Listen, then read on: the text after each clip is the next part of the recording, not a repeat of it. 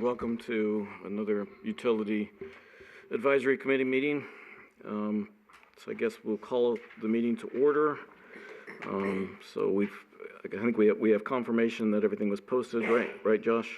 So the posted and everything was posted as per Nevada statute. And so right now the roll call, we have everybody here except for Greg Todd, who had an emergency in California, family emergency, so he will not be able to make it to this meeting.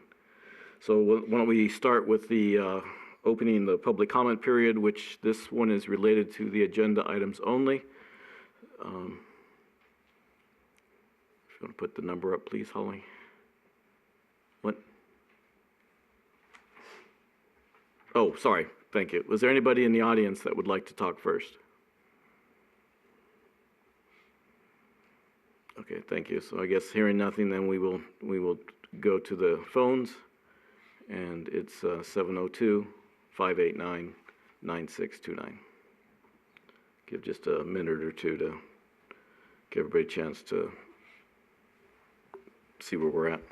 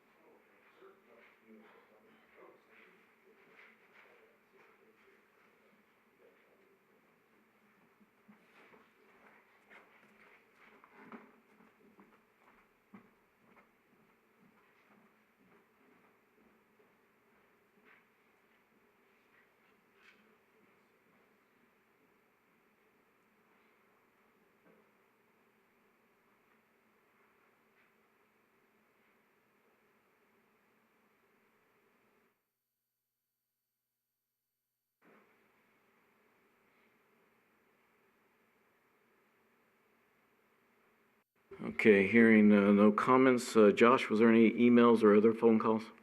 Okay, thank you. So there has been no other emails or phone calls. So we will go to the agenda.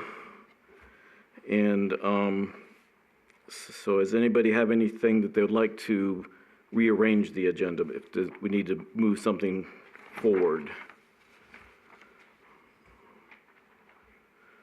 Does anybody else have any comments on the agenda? Okay, so without any comments, then we will move forward, and we will start with item number 1. So the first item is the approval of February 2nd meeting minutes. Let's see, so Joe made some changes from the first and put it into the revised packet, so those were done. I made some additional comments that are in your packet, or that are been handed out.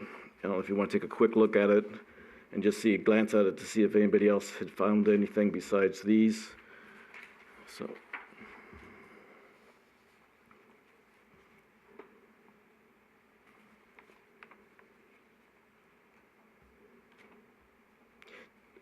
Joe, Josh, do you need me to read through them, or since you've got a copy, just state? Okay. Okay.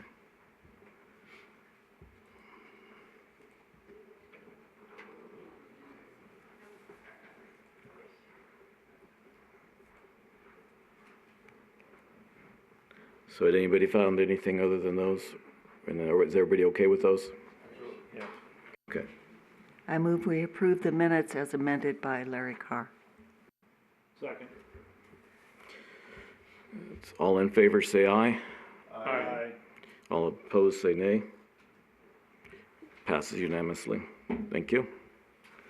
Okay, so now we'll go to the second agenda item, item number 2, update on ongoing capital improvement projects and utility fund capital projects year to date provided by staff. So, Joe? Sure, thanks, Chairman Carr. So, you guys should all have a 11 by 17 printout of the City of Boulder City's utility funds capital projects year-to-date as of February 28th, 2022. There's also very handy project status dashboard link that is also included in the agenda packet. So to just kind of go through, update on projects. Let's see, so feeder 64, that project that's in design with PowerTech. Let's see, the BC tap transformer, the feeder Arizona Street, that project is wrapping. Oh, excuse me, I'm saying the circuit 63 to 64. That project's with PowerTech. Circuit 45 to 61. That one as well. So we had 60% design review on those. Kind of moving down.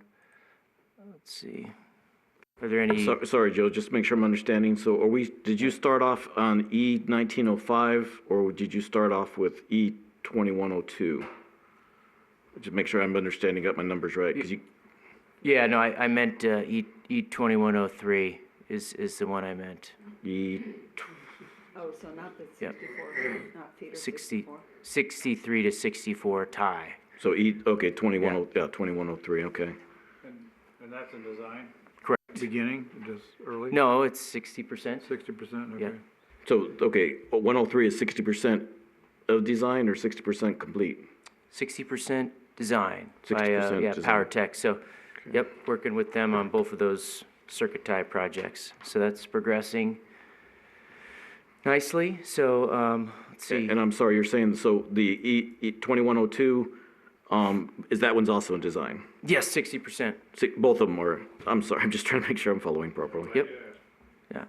Okay, design, So- okay. And Yeah. okay, and that's the new company that you've been working with?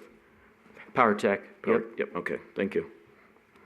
Yeah, on each one of these projects, with the project status report, you can click each individual project and see the fiscal '22 budget, the encumbrances. Holly, can you do that on this, can you have access to click? Because I tried clicking and I didn't see it by clicking each one. Yes, without- on the drop down, if you On the status, select- right? Go into the status report? Yeah, Josh, Josh will help you. Because I can't make it enlarge it so you can see that middle part, but it looks better. yeah, that's part of the problem too, is you have to scroll and then in the process of scrolling, you miss you can't see your whole data. Sorry to be picky, but it's not easy to follow. Oh, it's no problem. So So if you with- can highlight it and then it comes up on the screen, that's one thing. Right. But, so you get the data, I see what you're saying, Josh, you get the data on top, that's helpful, but you've got to scroll over and then the process of scrolling over, now you can't tell what exactly number you're on. And if you try to go down, then it's just a little complicated. If you could blow that up where you could see everything on the screen, then that would be helpful. I don't know if that's a possible way to do that online or not. See what I'm saying? What's that? It's as large as it is going to get it on this particular screen. No, so- I'm saying, but if we were to pull it up on if you looked at that status box, and you could either pull that whole line up by clicking on it and see it in one shot, or be able to have that fill up the screen would be helpful. So right now I understand it. Would that be a tweak that would be available to do in that program or not?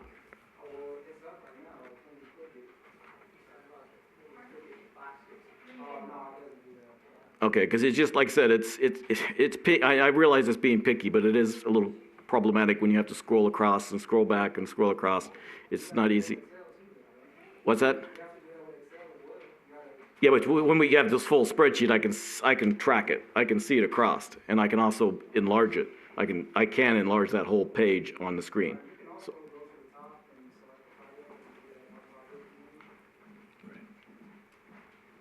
okay. Okay. Yeah. Does anybody else have a comment on that then? I guess I'm the only one. Yeah, if you could click on the select project and you can click on the circuit 45 and see that, Ty? You could see in design phase with Power Tech. See, there's the received 60% design plans for review and the date we received it. So it's pretty handy. The detailed note is there. So any that we're not able to fit on this particular spreadsheet, the information we get. Okay, so Here if on you the could just, tableau. if you could put the construction, let me see what my note is to, huh? Yeah, construction start date and time frame. That would be very helpful. So Sure. That was on our other spreadsheet, so.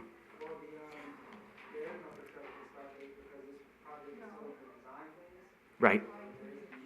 Yeah, so what we've done is we've taken each project and labeled the phase that it's in the life of the project. So if it's depending on the size, it'd be in pre-planning, then you have planning, design, construction, And then that's up there, that's up there? Yeah, you see project phase, that's in design. Okay. So I'm just explaining the timeline of a project. So if it was in the if it's a very large project and we're in kind of conceptual or pre-planning, planning, and then design, and then construction, and then turns over to operation and maintenance. Okay. So that would be the life of the project. So you'll see, what phase the project's in. Before though, when we had the construction started and stuff like that, then, or if it Right. was awarded, then you sort of had an idea of what to expect the completion time to be. So we don't have that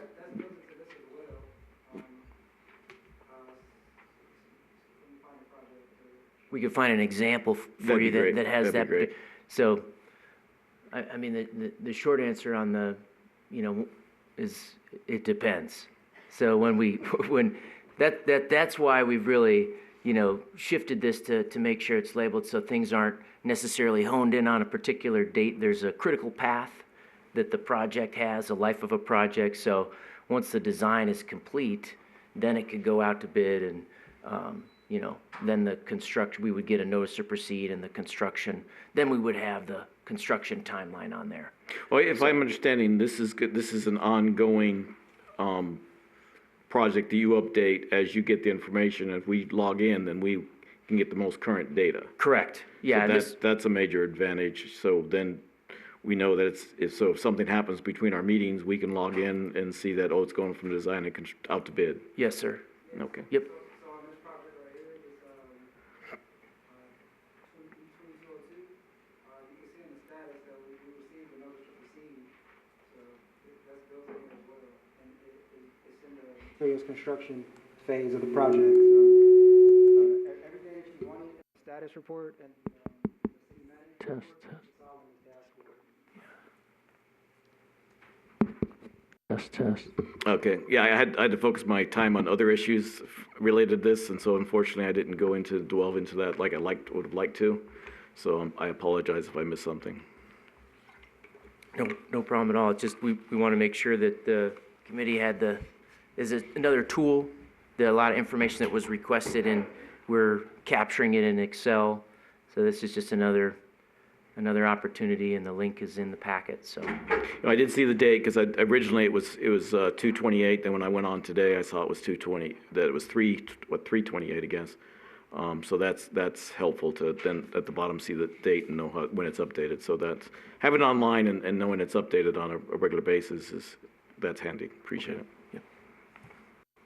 Hey, Larry, just from your first comments, because you weren't saying enough, is it possible, Joe and Joshua, is it possible when you click on that link that it comes up with a summary page just for that project? I just look into something like that, because that way you go to it, you look at it, you see everything you want, you can go back and get to the list. It's just a thought. I believe it does have that. I think if you click right on the project itself, you're going to see the summary is right up top. So. The first blue, 1, 2, 3, 4, 5 things. Yeah. Is it on? Yeah, so to answer your question, sir, this is an interactive dashboard, so any project you choose, these financial cards, they'll update. So to answer your question, it kind of, this whole dashboard itself is a summary.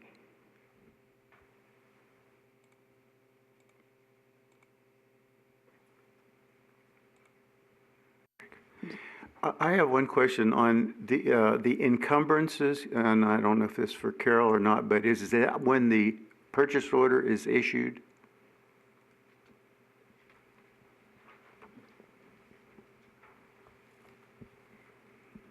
The encumbrances are actually what's available on that purchase order as of February 28th.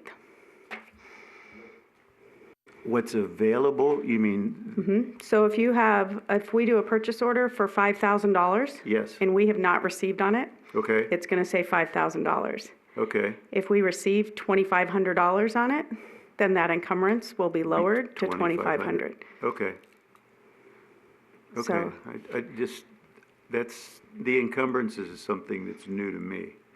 I didn't, in the businesses where I've worked, we didn't show it that way. We didn't show money on the project until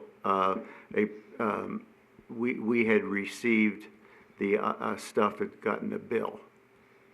We just didn't show encumbrances. The way the encumbrance works is that when we enter that contract, then, and we're saying the council is approved on a larger contract, and we enter into that contract and we issue the PO, Right, then it goes into the encumbrance because that means that it's no longer available to be spent on that project. So That amount of money. it's safer, because if you go the other way, then it would be very easy to overspend on the project if all of a sudden you get a bunch of bills in and you haven't reserved the money to pay for them. okay, thanks.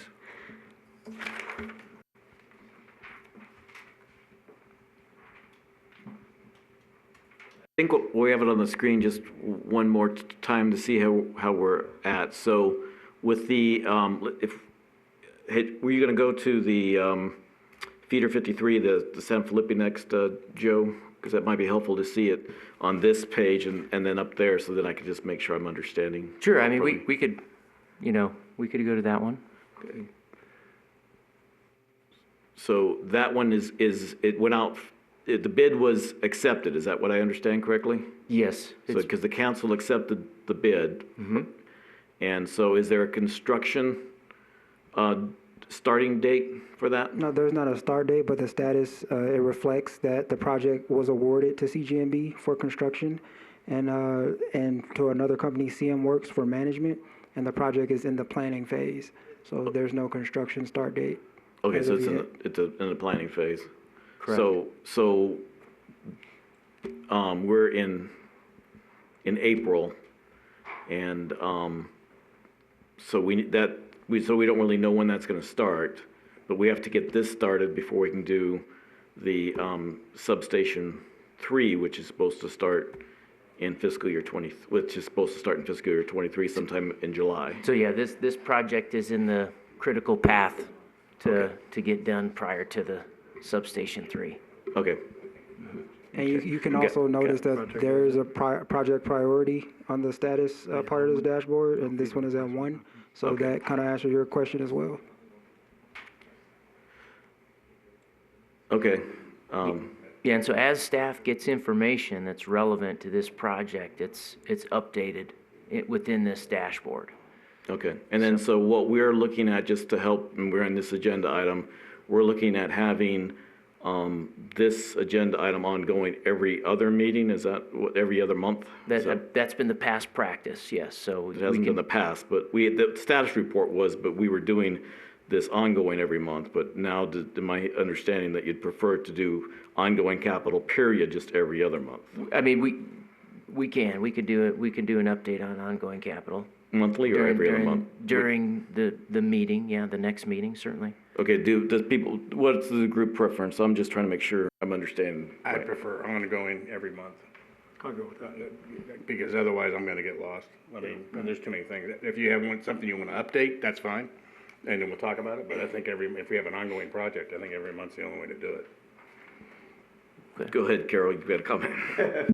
Just one comment I want to make is that this is, as of February 28th, this was the last one that was actually seen at the council, like we've done it in the past. The numbers on that, on the dashboard, just keep in mind that while they're updating the status on a pretty continual basis, he uses this report to update the dollar amount. So that's not going to be, that's going to keep the same way we've been doing it, where you're going to see the same thing that the council has already seen. So just keep in mind that the numbers on that dashboard are going to change, are going to be coming off of these reports. So they're not going to be changed. Like, they may go in and change the status on a continual basis, which is great, but just keep in mind that those numbers are still going to stay the same. Okay, well, thank you, that's good, yep. And so I think that, keep us honest and making sure we're understanding that, that's all we're trying to do is understand the data, and by doing it every month, then we can just get an update, and it might be 5 minutes, it might be half an hour, if a lot of things going on, but it might, hopefully it won't take a lot of time, and we're not asking for additional staff time to research it, we're just saying what's happened since our last meeting. So I agree with Lloyd, and it helps us, Andy, sorry, it helps us continue on to understand it and track. So, Yeah, and also keep in mind that this dashboard, it lives online, so as long as you got the link, you can come in here and update yourself. Because as long as we update it and you got the link, you don't need to wait on us. You can just come in here and look at it as you please. No, I appreciate that. Now, that is the advantage over the spreadsheet, and I appreciate that. It's just that there's still additional information, just a few extra information, verbal information that won't be on there that would be helpful at the meeting. So, Andy, were you reaching? Okay. Anybody else? Okay, so I'm sorry. I think in the process of doing that, if you had did you have some more updates on that? I think we're good unless you have any particular questions. We could go down any questions that you might have.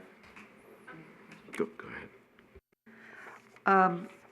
In the yellow footnotes, it says that city manager approved a transfer of $50,000 from UE 182 to 183 to prepare for the closing of UE 182. So the 182, it shows the available budget of 14,105. So is that 14,105 after the 50,000 transfer? I see Carol nodding her head, yes, okay. And I'm going to assume that's the same on the others then. Okay, thank you. So I guess I do have a question. This is helpful. So again, so make sure that I'm understanding correctly. So on the dashboard, what is the status of the feeder Arizona Street? Let me see. Construction is ongoing, anticipated completion mid-April. Is what, April, okay. So well, that's great. Then that's so, so that's still what's looking like it's gonna happen? Yes. Okay, because that's what we just asked for, to make sure that something didn't come up to say, oh, no, it's now. So I'm assuming somewhere in this month or in the month, and that would be completed. And then in May, then we would say, this is complete, and it would just be nice to have that information that project is done. Sure. That's the type of stuff that we're sort of asking for. Absolutely. So, Larry, real quick, is there a way, maybe asking that attorney, is there a way to add the expected completion date, or when it's going to be, when we think it's going to be done, to this sheet? Because the other thing I would be concerned about is stuff we have planned that gets pushed out, which we all know happens, but then at least we would be able to look at it and request an explanation for why it's been pushed, or why it's behind schedule, that kind of thing. Would this be a good place to have that information, or at least the date? Carol, That would be on the status report, or that would be on your board, on your, I'm sorry, the dashboard. On the dashboard? Okay. Yeah, this report is what I prepare monthly for the city manager, and it goes to council first. And this report is strictly the financial coming out of Munis. So this matches to what the city managers, all of the fund balances, I have to match to those. So anything like that, what you're asking for, would go on the dashboard. I'm good, thanks. Okay, and just keep in mind, when a project closes, that it's not gonna close on this report until the last invoice is paid and the project is, so there's two different completions. So maybe the dashboard would say that the construction is physically complete, but then it would probably take 60 to 90 days before it's gonna hit the city manager's report, because we have to pay the final bills, and this is all financial. Okay, just to keep that in mind. No, I appreciate that, because, and then so by doing it monthly, we can sort of keep up with it, and it's just a matter of then you can remind us, okay, it's, the construction is done, but it's not closed out.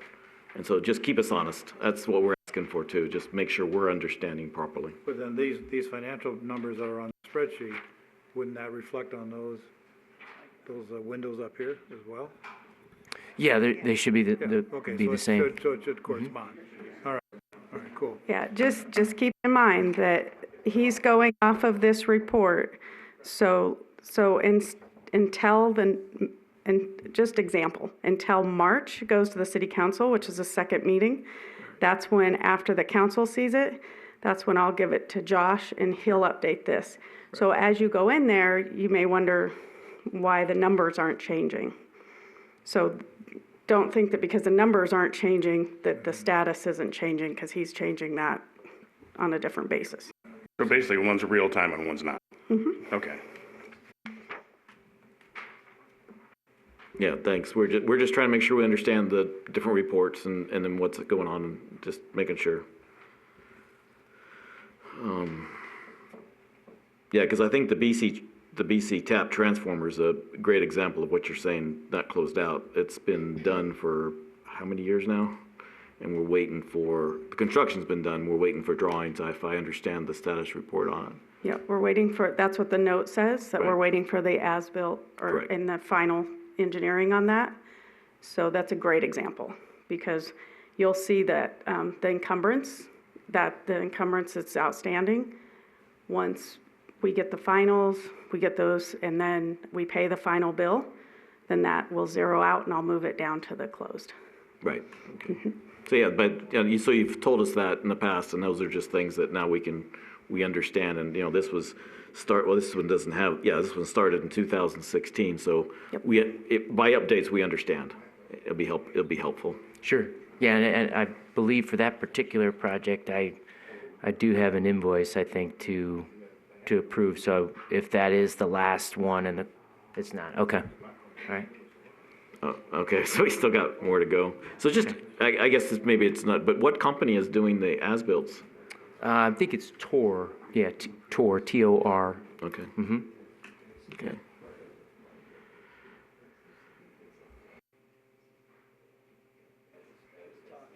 You have to speak into your microphone, please.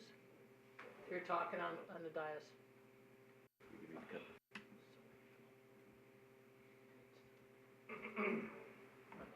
Okay, does anybody else have any comments on the ongoing capital?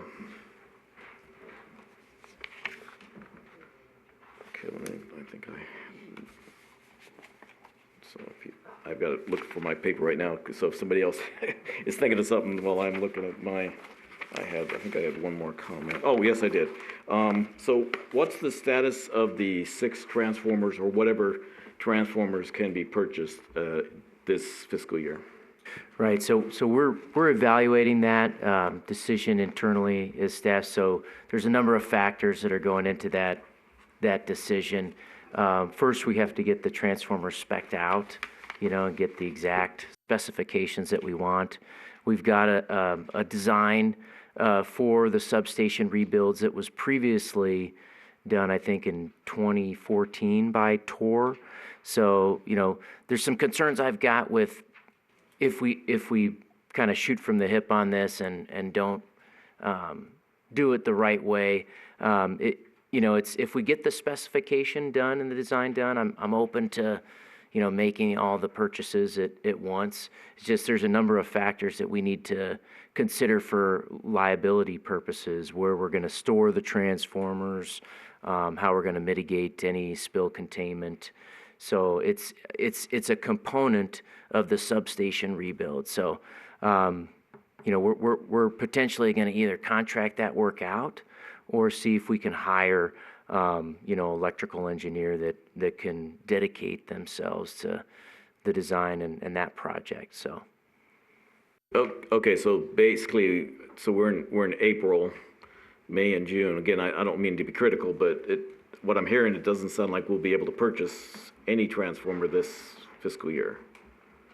I mean, if at most we would purchase two, is kind of is what I would recommend, and then kind of continue down from there. But there's several factors that go into such a large purchase for that many. Security, spill containment, and so we want the specifications of these units to be the same. So the intention of having the six transformer purchases at once, to my knowledge, was to save cost and to ensure that they were all identical. So there's ways that we can achieve that, without taking on that increased liability by where we put these things, because when you move them, you have to do another sweep frequency analysis. There's a number of tests that you got to do, and you really want them where their final location is going to be. So ideally, once they're ready to go, they're in and put in as part of the substation rebuild. Okay, yeah, our biggest thing was trying to get costs, since everything just Yep. keeps on going up and up as soon as we can get in. But it is like at Hoover, and I don't know if so when you were down there and stuff, when I was dealing with the Boulder Canyon aspects, it was like, I think it was even when they were doing the turbine redesign and they built some, it's like, okay, we're gonna take a option, I believe, is one of the ways to look at it. And so you got some information from a company beforehand, and so you couldn't lock the prices in or anything like that, but at least you could at least keep the same format. Sure. So you'd have the same type of transformers going forward. So that's what we were trying to suggest, and that was just some information that we could understand more.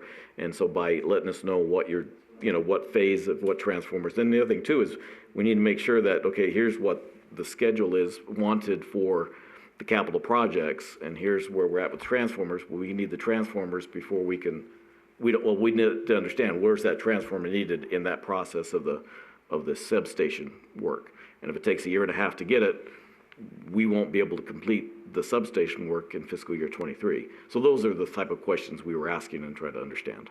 Yeah, I mean, there's several pieces that are going to affect the critical path of a number of projects, and this is all part of the conversion from 4 kV to 12.47 kV for the city's upgrade. So we want to do this the right way. We're working hard to recruit, either electrical or mechanical engineer that would service the utility, that would be able to dedicate themselves to the management of this project.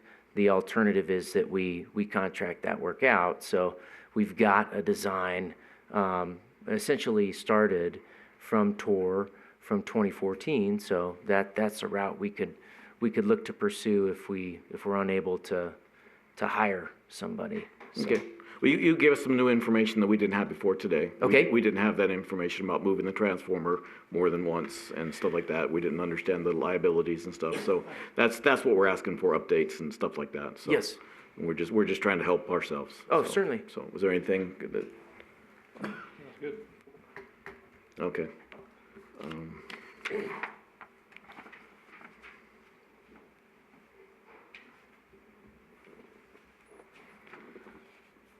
Okay, so I guess for the ongoing SIP, then I guess that's it. So again, does anybody else have anything on the ongoing SIP? I'm sorry, go ahead, Eileen. So the city council approved $6 million for the capital improvement fund for 2022. And I don't see that on this list.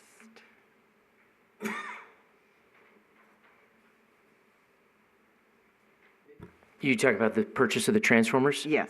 So it's a component of several projects. So it's, let's see. It's, My understanding is they were gonna establish a separate project just for transformer purchase. That's not what happened. Okay, No. Carol's shaking her head, no. no, yeah, that's not what happened. So where is that 6 million in these projects? It's not on here. Okay. But Right, it's not- for it's the not fiscal ongoing. It's in the total approved budget for 22.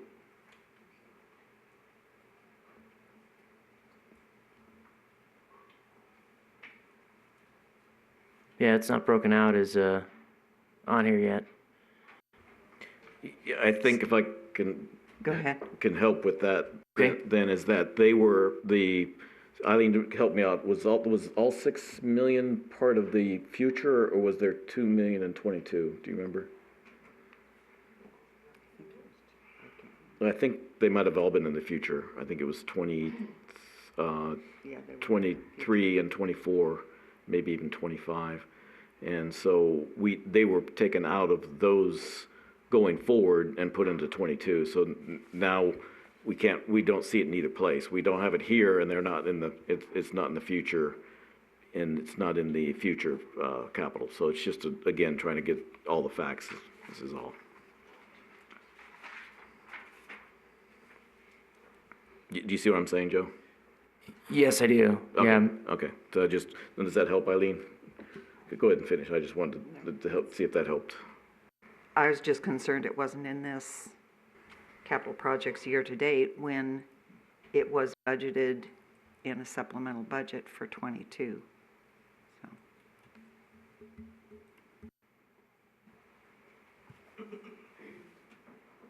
And again, I mean, just explaining what our thought process is. We're working hard to recruit either an electrical and mechanical engineer that could dedicate themselves to this project, but we could look at contracting this design out, and then you'll see it. Yeah, and we're not pushing. We were just using the information and just helping. In past meetings, we understood that substation 3 was a critical element to be done, and was wanted to be done as soon as possible. So we were trying to help that. We're not saying, you told us it has to be done in fiscal year 23. We're not saying, you told us this, we have to make happen. We're just saying, this is what we understand. How can we help to do it? If there's anything we can put in a report or a recommendation for the council to help, that's what we're trying to do. And we're just trying to follow the numbers too. So. If you could find us an engineer, that would probably be the best that would thing. be. Okay, well, that's good. That's good information, because that's Okay. so we understand what's going on. So, thank you. Joe, real quick, these are all pad mount transformers? These transformers are going to be, 69 kV to 12.47, so they're going to be, not the distribution transformers that you're thinking of. They're going to be in the substation. Okay, thanks.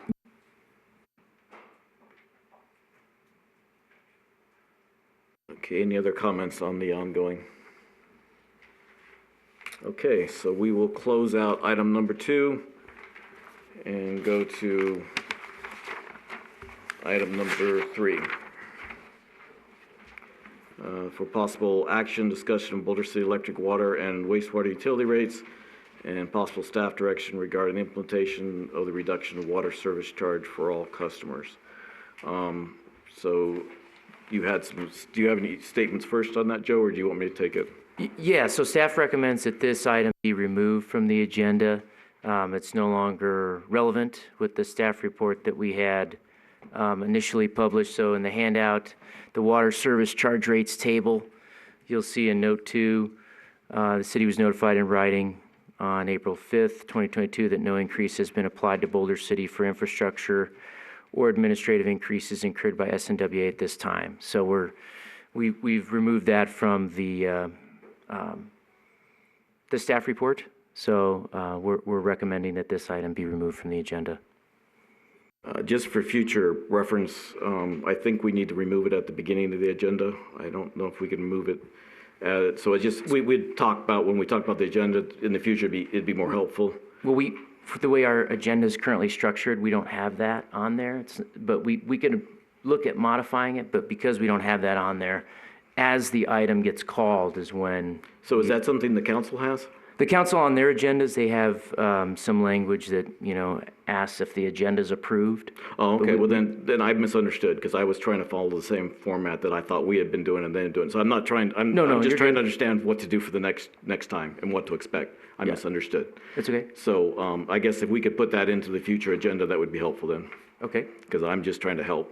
But I would prefer myself to leave that to just discuss the agenda that has items that I think that are helpful. I have a handout that I'd like to go over, and I can do it relatively briefly to help out with that. And we also have the information that necessarily, I don't think we're talking about a rate change, but we're still talking about the increase of the electrical 27%. That is still part of that agenda item, and I'd prefer to discuss it. So if everybody else is okay with that, I'm getting nods, so I would prefer that. Is that okay with you, Joe? Sure. Yeah, I mean, staff's recommendation that we remove it, but you guys certainly can discuss it. I'd appreciate it, and Yep. I'll try to keep it in a reasonable boundary. So I guess to start off with, if we can go over the, make sure that I'm looking at it correctly. Okay, so the reason that we actually have the handout was because of the staff recommendation and what was put into the package for tomorrow's budget meeting. That has been changed, as Joe has talked about. So now what I'd like to talk about is more of a going forward and sort of an if-then possibility statement, possible if we have to do certain things. So if we were to have to increase the rates, this is a way to look at it going forward. You agree with that, Joe? Well, I mean, the agenda item says the reduction in the water service charge for all customers, so we are no longer doing that. So that's, Let me see what the agenda item says to make sure that possible discussion, direction of okay, wrong one. Okay, let me look at the agenda item. Discussion of rates and possible. Yes, it says discussion of Boulder City Electric water and rates and possible staff direction. So it's the and, so it says we can talk about the water rates. Do you see what we're saying, Joe? gotcha. Mm-hmm. Okay, so we don't, as long as we're all agreeing, then we're not doing anything with the open meeting law. But I believe, and at least we believe, does the rest of the committee agree with that? Okay, so as long as you saying that we're not going off base, then I'd prefer to discuss it. Yes, that's fine. I mean, the only staff direction we were asking for was regarding the water service charge. Again, that's no longer relevant, so. So now we're doing the discussion of rates, though. Very good. So, thank you. So there again, we're just basically, I'd like to discuss information among ourselves, which we can only do in the open meetings. So I was just trying to bring some information to light on that. So if you can find, it's a 4-page packet with a paper clip on it. If everybody can find that, then I'd like to go through that relatively quickly.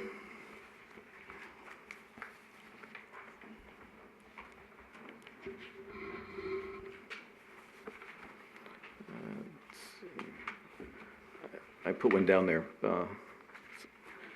Andy, so I know it's there. It might be at the bottom of the pot. There it is. Okay, has everybody else got? Yep, there's, okay. So, basically, what I did is I created a couple spreadsheets, trying to understand the water costs and mostly what, so at the very top, you'll see this is a pure draft. This is my aspect, not the city's. So it's totally on me if there's something different. So what I'm looking at is water cost and related SNWA portion of the water service charge. So based on what was originally happened in the staff report and what went forward in the into tomorrow's meeting packet, which has been changed, so I totally understand.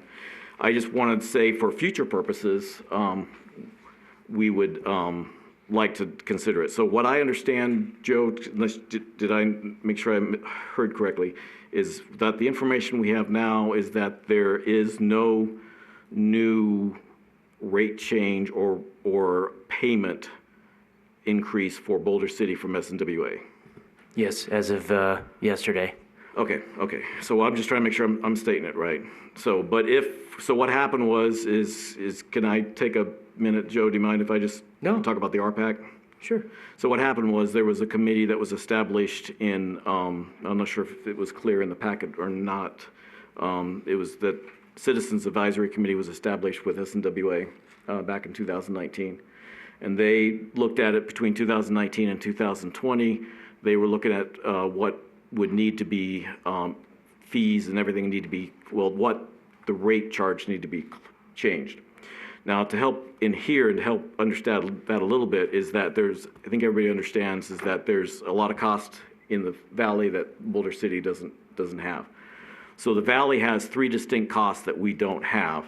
They have a, so I'm talking about rates, so I'm still, okay, making sure. So they have a commodity surcharge, they have an infrastructure charge, and I believe there's a reliability charge. So they have a specific chart that's what was included in our packet. That is charged to Henderson, Las Vegas, North Las Vegas, and I'm not positive if there's anybody else or not, but those are specific. Okay, yeah. So those are specifically done to those. Boulder City pays in lieu of charge. We don't have that charge. And so that's what started me on this portion anyway. So we wouldn't we're not obligated to pay that increase that they did. So they had this major, well, they have been changing along in the lines, and from what we understand, Boulder City has not had ours raised. Our infrastructure, we have a payment in lieu of the infrastructure charge, and it's related to what Boulder City has to pay the facilities that are related to Boulder City. And that's in a contract. So, but if it comes to light that that our in lieu of payment would be increased, then that's why, that's where the rest of it comes into play. The rest of the three spreadsheets here. So right now, what I did is I tried to lay it out the best I can. The top portion, Southern Nevada Water Authority charges, that came from the city budget. The little box right below that, hopefully that's obvious, but that's the difference between the budget of fiscal year 22 and fiscal year 23, the 433,000. So we'd have to see how that would be, when I first started it, how it might need to be collected. But we do not believe that's an issue right now, but that just shows you the difference. Going down the column, so in Raftillis' spreadsheet that they gave the city in January 4, 2021, they broke out the water cost. So this is the best thing I can understand is we pay Southern Nevada Water for four aspects. We pay for the potable water, so for a delivery, a wholesale rate based on how much we use or how much they deliver to us based on the wholesale rate per acre foot. We have the raw water, same issue. And then we have an expansion debt service. I think we think that's part of the 2012 amended facility infrastructure and O&M contract is what we believe. Right, yeah, we believe is the 3.24%. But it's part of it's part of that because there's more than that, I believe. I think the infrastructure charge is still part of that too, that 3.2. Okay. So that's what we're still trying to clarify so we understand better, so we can modify some things if possible. So the IRPAC charge, that title is from the Raftillis charge, and Raftillis report, probably be better if we said in lieu of, so that, because to make sure that nobody gets confused that we are obligated for their charge. So then we have the total cost in fiscal year 2019. I believe I shouldn't have put actuals in there because I don't think that was the part of the spreadsheet I was looking at. I'm not sure if that was actuals or if that was just the the way they were backing into things to make sure. So that one I'm not positive on, because you see that the actuals in the budget is 4,200,000, and it's 09, and this one is 4,269. So they're quite similar. There's just probably a few different element. Larry, real quick, what was that IRPAC charge? What is that again? Okay, so that is, my understanding is, the big thing is there's, most of it is new facility charges and projects that have to go into, I believe, the valley to help for all the new projects they have to do. I think that's, I don't know if you remember seeing, Joe, I think it's like $3 billion that they want to collect for ongoing projects and new projects. Does that make sense? So Did I that say it charge, right? does that charge, is that one of our responsibilities, that charge? No, that's why I'm trying to say, Oh, make sure okay. that we do in lieu of payment, and so we don't do their chart, so we don't have a charge, we have a in lieu of. So I just want to, as going forward, I'd like to try to make that as clear as possible, so we don't get confused that we're going to use something that SNWA is putting on as a chart. I'm pretty sure we are not responsible for that. So that total cost of 4.269 million does not include the 1.237? It does, no, it does include it. So if I understand correctly, that is what we paid SNWA in fiscal year 2019, that 4.269, does that make sense? So that's what I'm saying, if I understand it correctly, if you go down and look, what theoretically we would have paid for is you find the 2,079,651. That's right. Okay, can people follow me on that? Okay, so the annual cost, so look at annual cost about halfway through that box. Okay, then the next one is 836,000 annual cost for raw water. So the first annual cost is potable, the second is annual water, is the annual cost for raw. The third is the expansion debt service, and the fourth is the IPAC charge. So I believe that's how our invoices are broken out, or what our payments are related to for Southern Nevada Water Authority. Yeah, the in lieu of ERPAC charge is broken out into, it's split into. Yep, and so that's below if needed. So right now, what we understand is that, so the next number down out of the box is 9,696,000, and that's what was stated in Southern Nevada's Water Authority's reports. So it's different than what it was in Raftillis's package, but there's all sorts of different factors we'd have to look into. So we don't need to go into that. That was just a number I did find for an actual. So currently we're paying, as Joe just stated, we're paying, the next line down shows what we paid for the infrastructure in lieu of monthly, and then what yearly. And then we have the raw and the potable and the raw water charge per acre foot, and then what it's broken down into as far as per 1,000 gallons. And then, so what I was trying to do here is that, and this is what goes to the other one, so the IRPAC had changes, and then if I understood it correctly, as far as the infrastructure change, they had a 1.6% increase as a catch-up, and then a 8.4% increase related to inflation that they believe is happening this year in fiscal year 22 or 23, I think, yeah, because this went into effect March 1st, 2022. So if our numbers were to be increased, it could possibly be 10% or 14.4. Now, what we looked at was that in the next utility mailer, it was stated that it was the portion of SNWA of this water service charge was going to go up to 14.21 cents. So that's basically where the 14.4% comes into play. So then that's where we'll go into the next one. So basically everything now is we're saying if we were to do something, this isn't a proposal that we believe has to happen. All we're doing is, or I'm saying is if we were to do something, then it was something going on. Then the last aspect is I just found data for actuals for 21 and budgeted information for 23. So where it says S&W reports, so on the other side of the Raftillis box, that's the best information I could find related to SNWA's water budget, or also their increases. So if you go down and you'll see in both two locations, you'll see $360 for potable water. The board per acre foot, the board approved a 6.8, SNWA's board approved a 6.8% increase to water charges, and so that's where it affects the potable and the water, the raw, which affects us, Boulder City.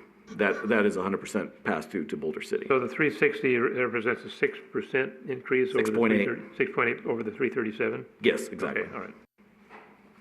So I tried to label things reasonably, but without making this even more of a mess, I wasn't able to label everything in precision. Joe? Yeah, just to clarify, so that monthly breakdown that you've got, so the 27,723, that is listed as ERPAC Phase 2 rate increase, and the in lieu of infrastructure charge is the 75,000. So that's how it's listed monthly for us on our invoices. I'm sorry, so 27 is related to one thing and 75 is related to another? Yes. And so, I'm sorry, you said again, what was that? The 27 was related to what? The ERPAC Phase 2 rate increase changes. Okay, okay, Phase 2, and what was the 75 then? In lieu of infrastructure charges. Okay. Okay. So we'll just need to make sure we understand if going forward. Yeah, that's how it's listed when we pay. Okay. Okay. I appreciate that. Yep. And then the last thing here is, so make sure if you look at this after the meeting, if it doesn't make sense, again, I didn't label it as cleanly as I figured out how to label it better. So on the very bottom, you'll see the rate increase difference. So if we said that this is all if the in lieu of payment for the IR pack got increased by 10% or 14%, you'll see that if just the actual number itself is $54,000 or 178,000 on the very bottom number on the very page besides the page number, 178,000. But when you incorporate that using the current accounts, it'd actually be an increase of 63,000 if you were to actually do something 14.4% compared to 10%. That's an annual increase of 63,000? Yes, an annual. Okay. Annual. Thank you. That's good. That's a good catch. And that's why I wanted to bring it up, just to make sure it was clear what we were talking about. Okay, thank you. So is there any other questions on that? I have a question here back on your, out of the box, right below the box. It said, you said, I think it was, one is the IR pack and one is the in lieu of. I thought you said IR pack and in lieu of were the same. Well, that's what we're trying to understand, I guess. We pay in, the thing is maybe that's the big thing. There's three rates that the valley pays. Right, I understand that, but what we're paying is potable water, raw water, the expansion debt service, and the IR pack. Well, if I understand Joe right, the IR pack is divided into at least two things. And you're saying the IR pack, that's what I was getting at. And so the IR pack, as you have it in the SNWA box, is two different things. No, okay, make sure the box is Raftillis's. What Whatever, Raftillis put together, related to Southern Nevada. IR pack in this, so then it's IR pack plus in lieu of charges. No, it's just one. So okay, the 1,237,524 Correct. is made up of 27,723 per month, which gives you 332,000 per year, and the 75 makes up the 900, which gives you the 1.2. Oh, I see where that relationship is. Yeah, okay, well, that's what you're saying. There's two different things there, okay. Right. Yeah. And you're arguing that the in lieu of charges need to be something we can negotiate? No. Right now, that's what we just found out yesterday, it was believed that we were gonna, since the Southern Nevada had raised the IR pack charges, that Boulder City would be affected by that also.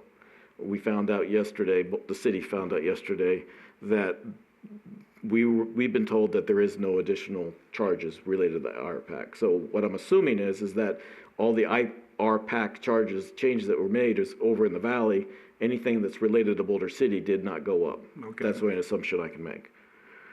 So that's because we are different in the contract. It clearly spells out. It's a little hard to follow in the contract exactly what we pay. It does break it out. It's just hard with the numbers, not knowing exactly what numbers it is. But it clearly points out that Henderson, Las Vegas, and North Las Vegas pay differently than we do. Okay. So a lot of their charges, the entities down in the valley, I know there's SNWA and there's Las Vegas Valley Water District. Are they combined now? I mean, because there's basically, I understand a lot of these charges are to deliver from the source. In one case, it's down at the lake. For us, it's down at the lake, which comes up through Hemingway Valley. That's how we get our potable water. But then we have raw water that's delivered from the plant on the other side of the hill over here in Henderson. And that's where our raw water comes from. So we don't have any real distribution charges other than just, the only charges we have are the transmission charges from the lake and from the facility on the other side of the hill here.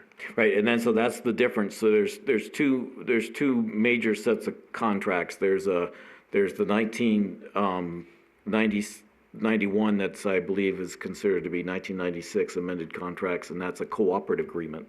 And that has all the people that are involved and what the responsibilities are, and some payment. I'm just trying to track the amendments through are a little bit confusing.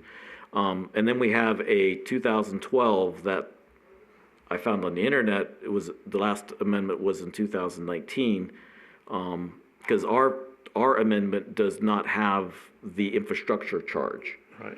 But the contract is with everybody. And in that contract, it clearly states that Henderson, North Las Vegas, and Las Vegas Valley. So to answer your one question, well, let me just finish this one comment so I don't get, sorry. So they pay the commodity charge, and they pay at least the two charges. The infrastructure charge is not spelled out in that contract, but it might be in the 2019 version. But it does state that we only pay the 3.24%. So that's exactly what we're saying here, is that they're obligated for their stuff on their side. We're obligated for what we're related to. Because one of the things it specifically states is that infrastructure that was built in 1996, we're obligated for. So if it's newer, then it's looked at. I think that's one of the ways they separate it out in the contract. So was the 96, that was when they put the large tunnels through the mountain and brought the water up to the valley at that point? To the treatment plant over on the other side of the hill here from us. Unfortunately, I don't have all that fact. I don't know exactly. I can't remember if that was built in 96. Howard, I don't know if you remember the dates that was built. I don't either. Okay. I'm just curious. Yeah. So that's what, so it is, I just want to make sure that we are understanding what we should and shouldn't be responsible for.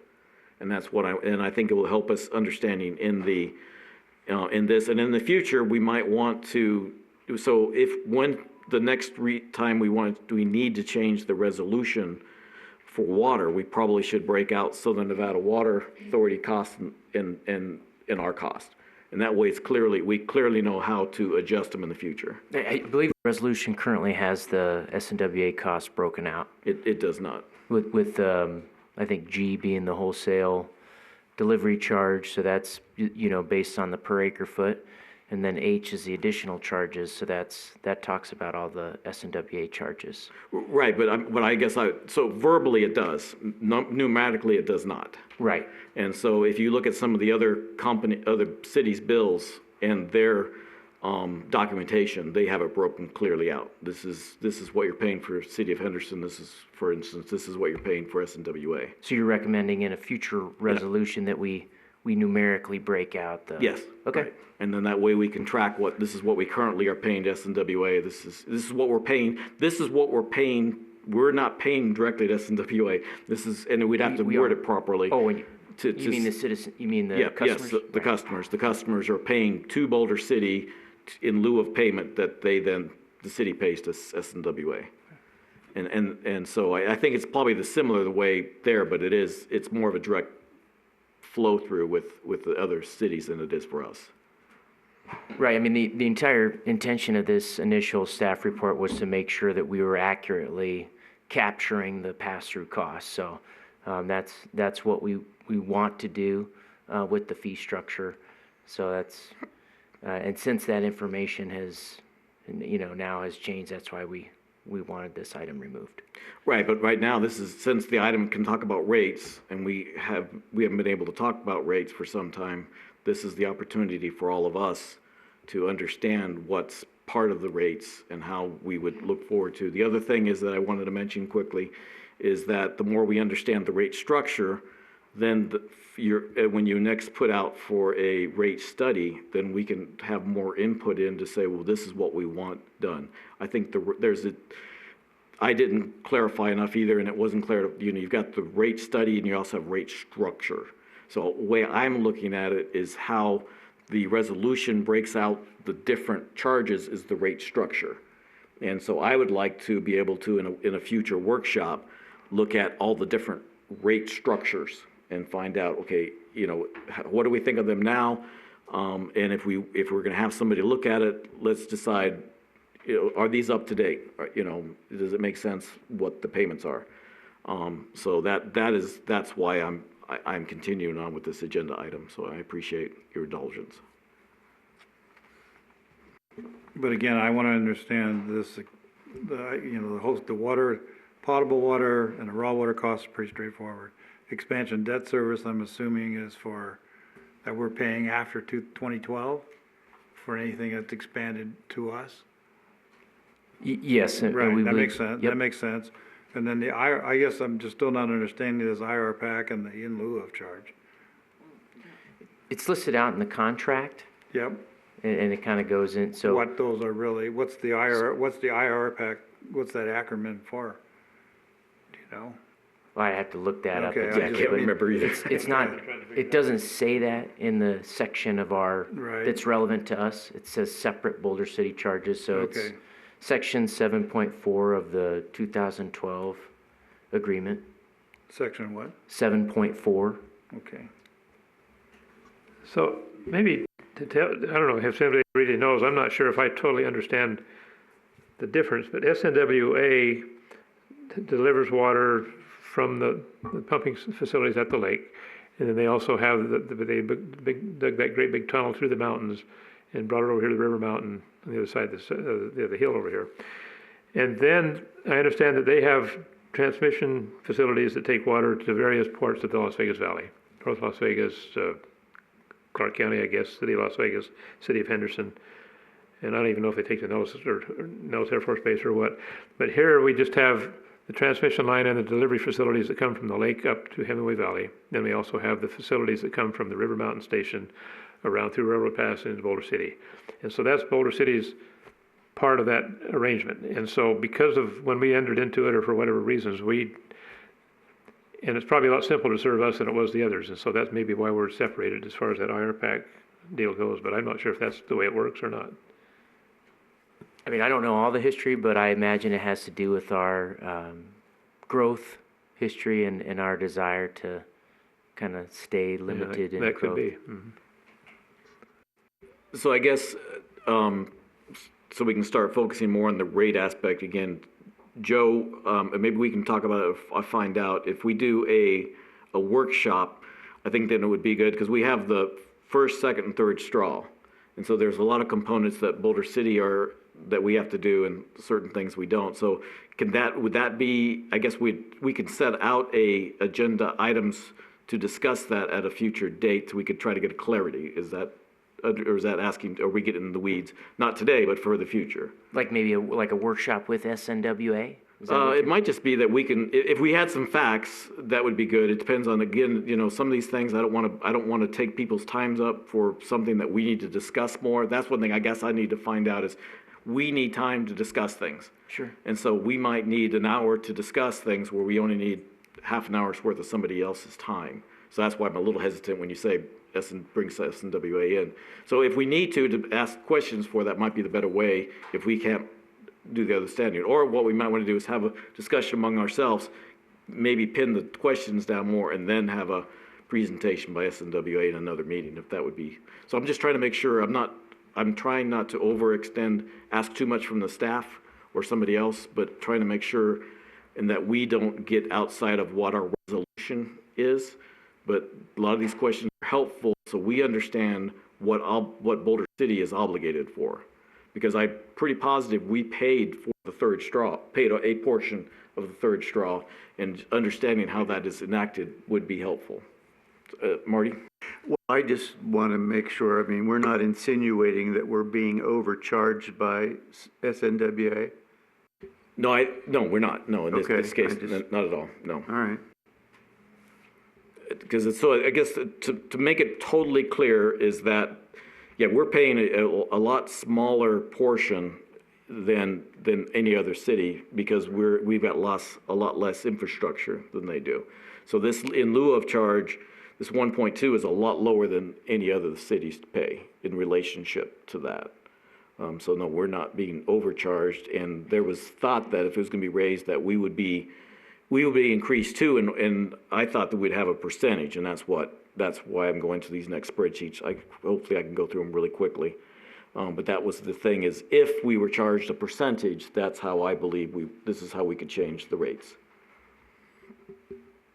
So Howard, did that answer all your questions? Yeah, it's getting there, yeah. Okay. So are we good with page 1? Okay, so let's go to page 2. So so hopefully they're all so I didn't misarrange anything. So it'd be the draft comparison of current and proposed BC portion of the water service charge. So does everybody have page 2? Okay, so on that one, it's just, okay, so everybody remembers, well, hopefully everybody remembers, we have the new resolution for the water was established for the rate decrease of $10 in July 1st, 2021. So that's what that date is the resolution. I should have probably put resolution there too, but, and then, so under that column, that is exactly what's in the,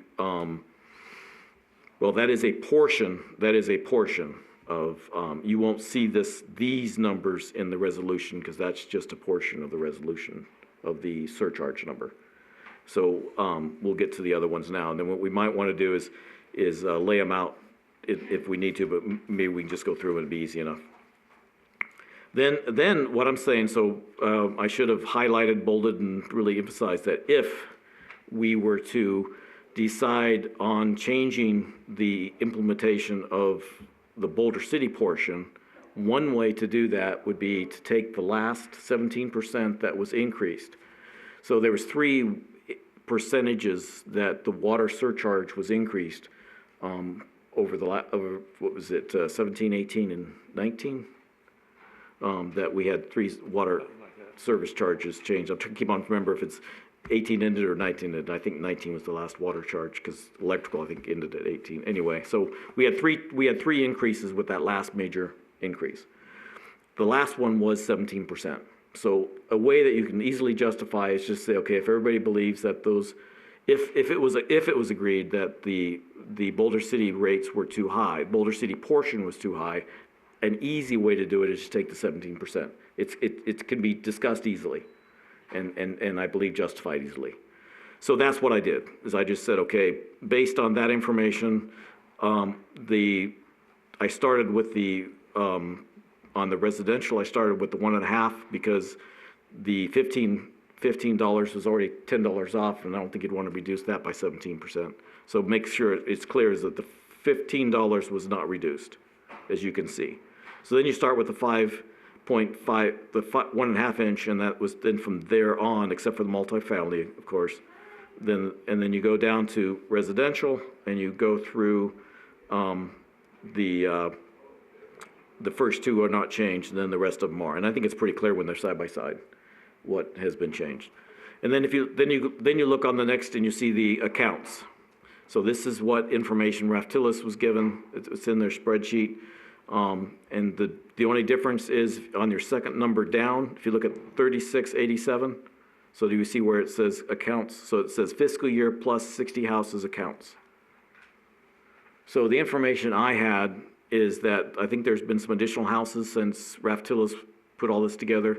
From the best information I could obtain, I believe 60 houses is a conservative number, not a larger number, but a conservative number.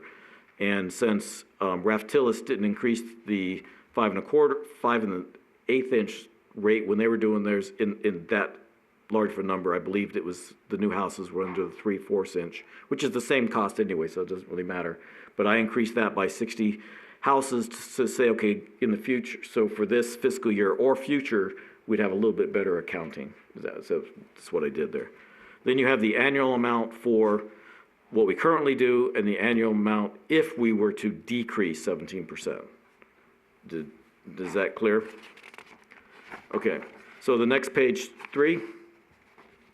So what I was trying to do there was showing, okay, if we had the infrastructure change, our infrastructure, and should say in lieu of, but infrastructure is good because it's not the RPAC, it's our infrastructure cost related to SNWA. Then if you look at this box again, then you would say, okay, that's, if we increased it, I should have said that, it says below, if you increase it by 4.4%, then you get the $1.4 million.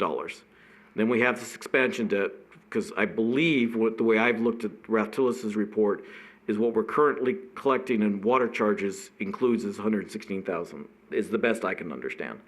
So we're talking about in the box on the very top. Okay, all right. And then, so then theoretically, what we would need to collect for SNWA to pay them out of the water service charge would be 1.5 million if we had any increase. And this is based purely on a if-then scenario, and if we were paying 14.4%. So then it would just be a clear pass-through, and then this is where, so what I would like to do, it'd be nice to see that the resolution has the SNWA current charges. So what you do, maybe with, now take number 2, take the page number 2 and number 3 on top of each other, or by side, but whichever works. Then you would see that what I'd like to see in the resolution is whatever the current number is for Site Creek now, if we were to change it with no change, then you would have the current number of 15.4 going down that line, or starting at 44, the 1.5 inch going down there at the current ones, and then you would have the SNWA portion, and you would go with 14.21 on down. So we would have, right now we have one number. I would suggest we would have 2 numbers, or at least 2 categories, depending on how this is what is being for Boulder City's needs. This is what is being charged for what we have to pay in lieu of IRPAC charge to SNWA, something like that. Does that make sense? There's one, but on your page 3, you have SNWA infrastructure 1.415. That's only your purchase raw water though, right? What, you on page 3, where about, what? On page 3, Okay, in your box on top, BC Right. charge, SNWA infrastructure, 1.415 million. right. That includes only the raw water, or where's the that bottom? that includes, so if you go over, okay, take your pencil to the far right of the page, on the top page that you're at, Yeah. Howard, no, the top, take your pencil, move all the way over to there. You Yep. see that 1.14? Yep. That relates over to the in lieu of payment of the 1.2. That's the 1.2 increased by 14.4%. It just happened that they were very similar. Okay, I got you. I sorry. got you. Wrong number. Okay. Okay. I got you. Okay, that's the in lieu and charge. Okay. And So you're that's- talking, so this is just the, okay, you're just talking about this IRPAC charge. Right, so what we were saying is that, so if. Calling it, I'm still confused by your in lieu of and IRPAC. We need to settle on calling it one or the other. Well, I'd prefer saying in lieu of. Why? The reason I I say. mean, it's being, let's stay with IRPAC because that's what it just says. No, but that's what Raft-Tillis labeled it as. That's not what. Okay, it's what not does the con- that's SNWA not- call it? That's what we're not sure, but our contract does not say IRPAC.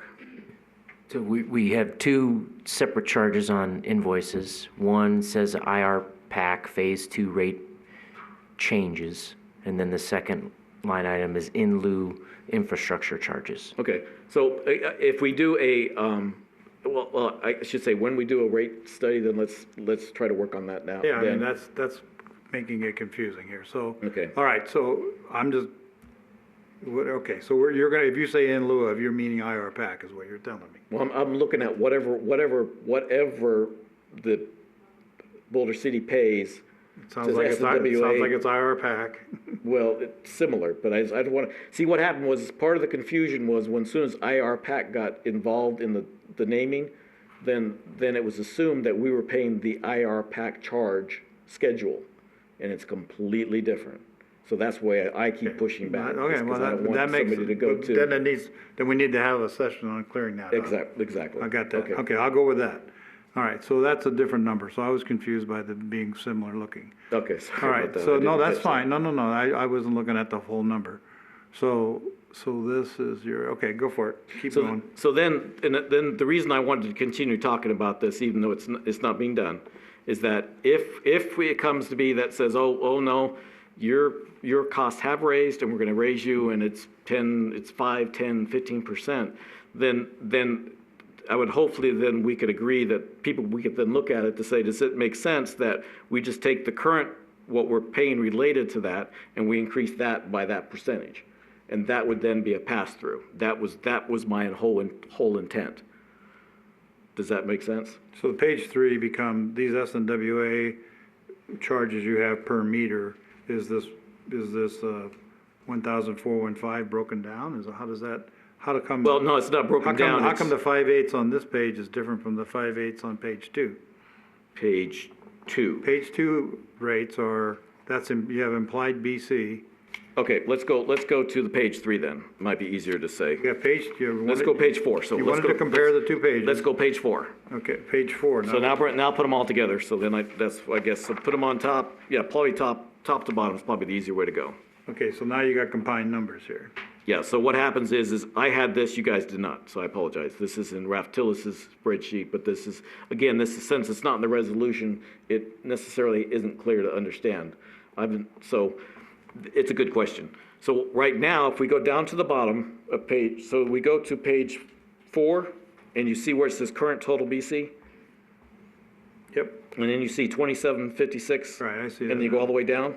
If you go to the resolution, that's what you'll see in the resolution, that each meter is being charged to, related to that.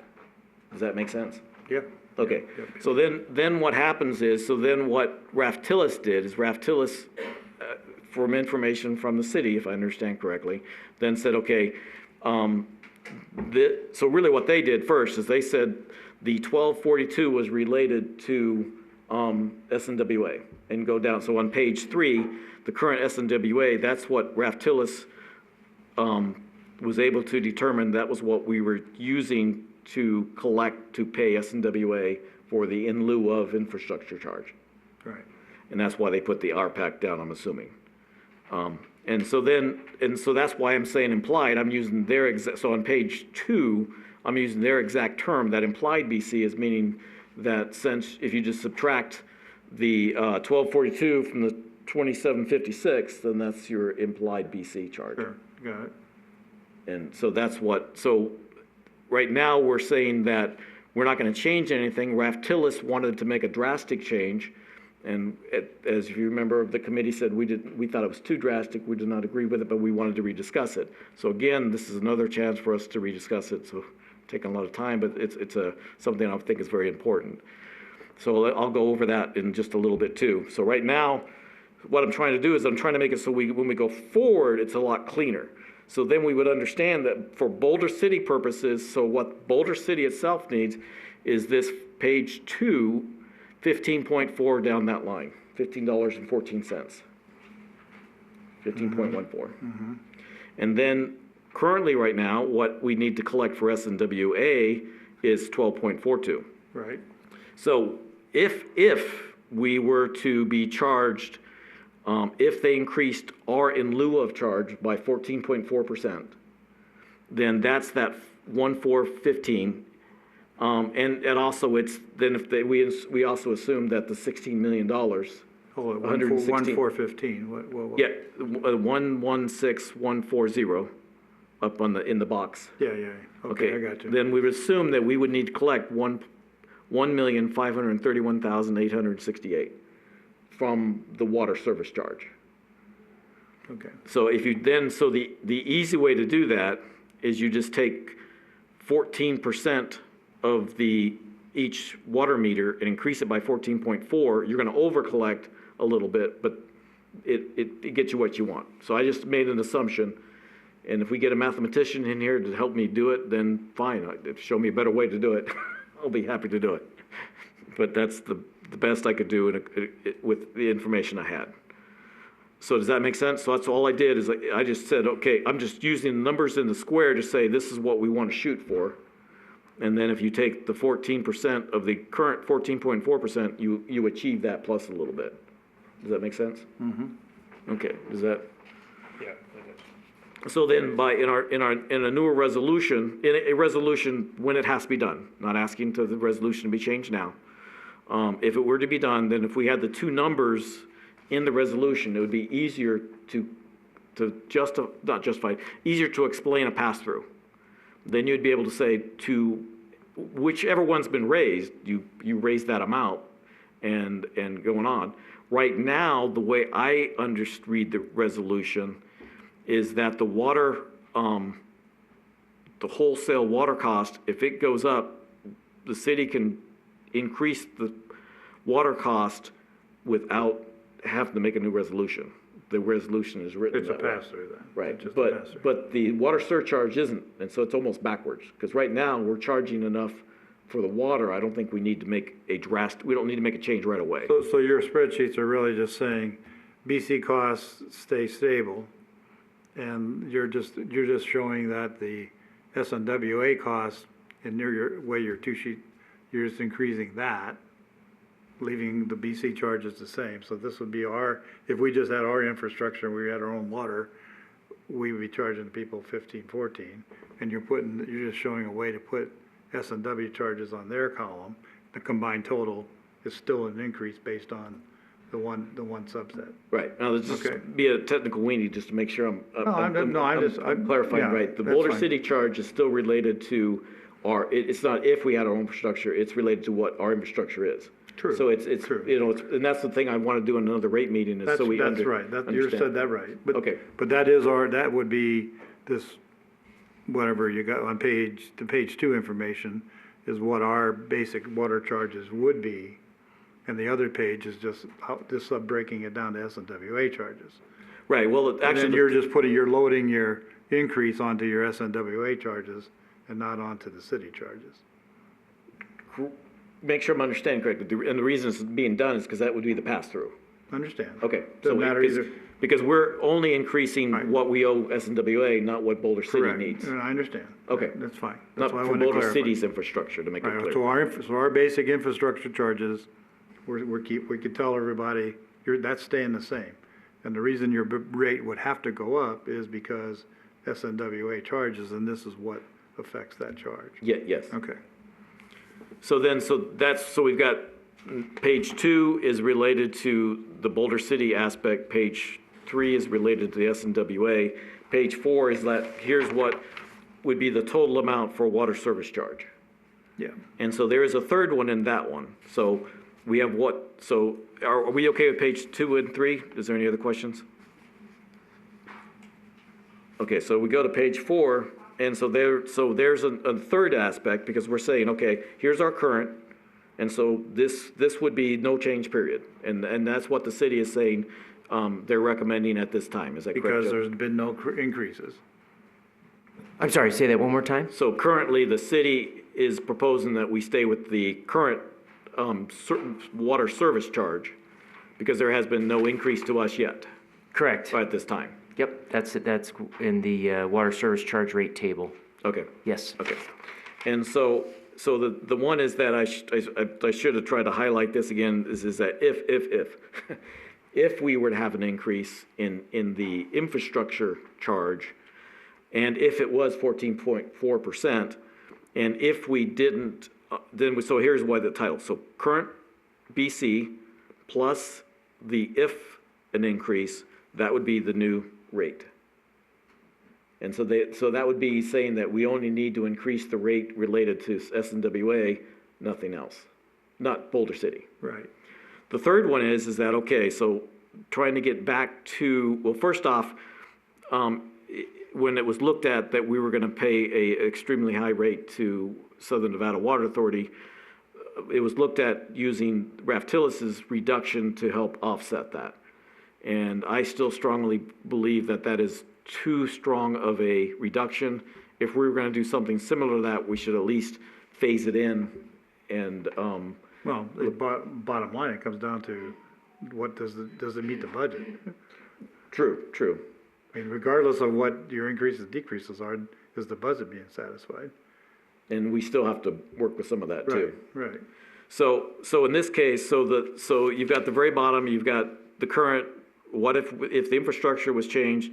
And the third one is that if there was a change, or if somebody felt that there should be it, we could look at, so that was, and this one was hybrid, we said, okay, if it needed to be increased by 14.4%, and to help offset that, we took the last 17% of the last rate study to reduce it. Instead of Raftillus' change, this is what that would look like. Does that make sense? But it And- really doesn't affect the normal user, it's affecting only the large meter user. Exactly. And so and in a rate study, what I'd like to look, in a rate workshop, what I'd like to look at is the, 2 I think is reasonable, but it still would be good. It would be good to review meter size 2 through 10. Yeah, I mean, the only, do we calibrate the 1.5 and the 2-inch meters? Do we have any services on those, or because the 5/8 to 1 inch, we probably just replace if we find any issues, correct? Right, yep. And then that 1.5 and the 2-inch, do we do any calibration on those on some regular scheduled basis or not? I could look into it, but mean, there's such a small, I mean, I guess what is the cost? What are we losing if we reduce the cost would be my question. You know, if it's a meter replacement, because a 1.5 is gonna be a hell of a lot more than a 2-inch. I mean, the 2-inch and then 1.5 is gonna be a lot more costly than the other type meters, so that would be my only thoughts, but, you know, it sounds like a pretty good, because in the bottom line, we're only losing about $30,000, or increasing by $30,000 with column 3 over here on page 4. So, it doesn't make a whole lot of difference, but.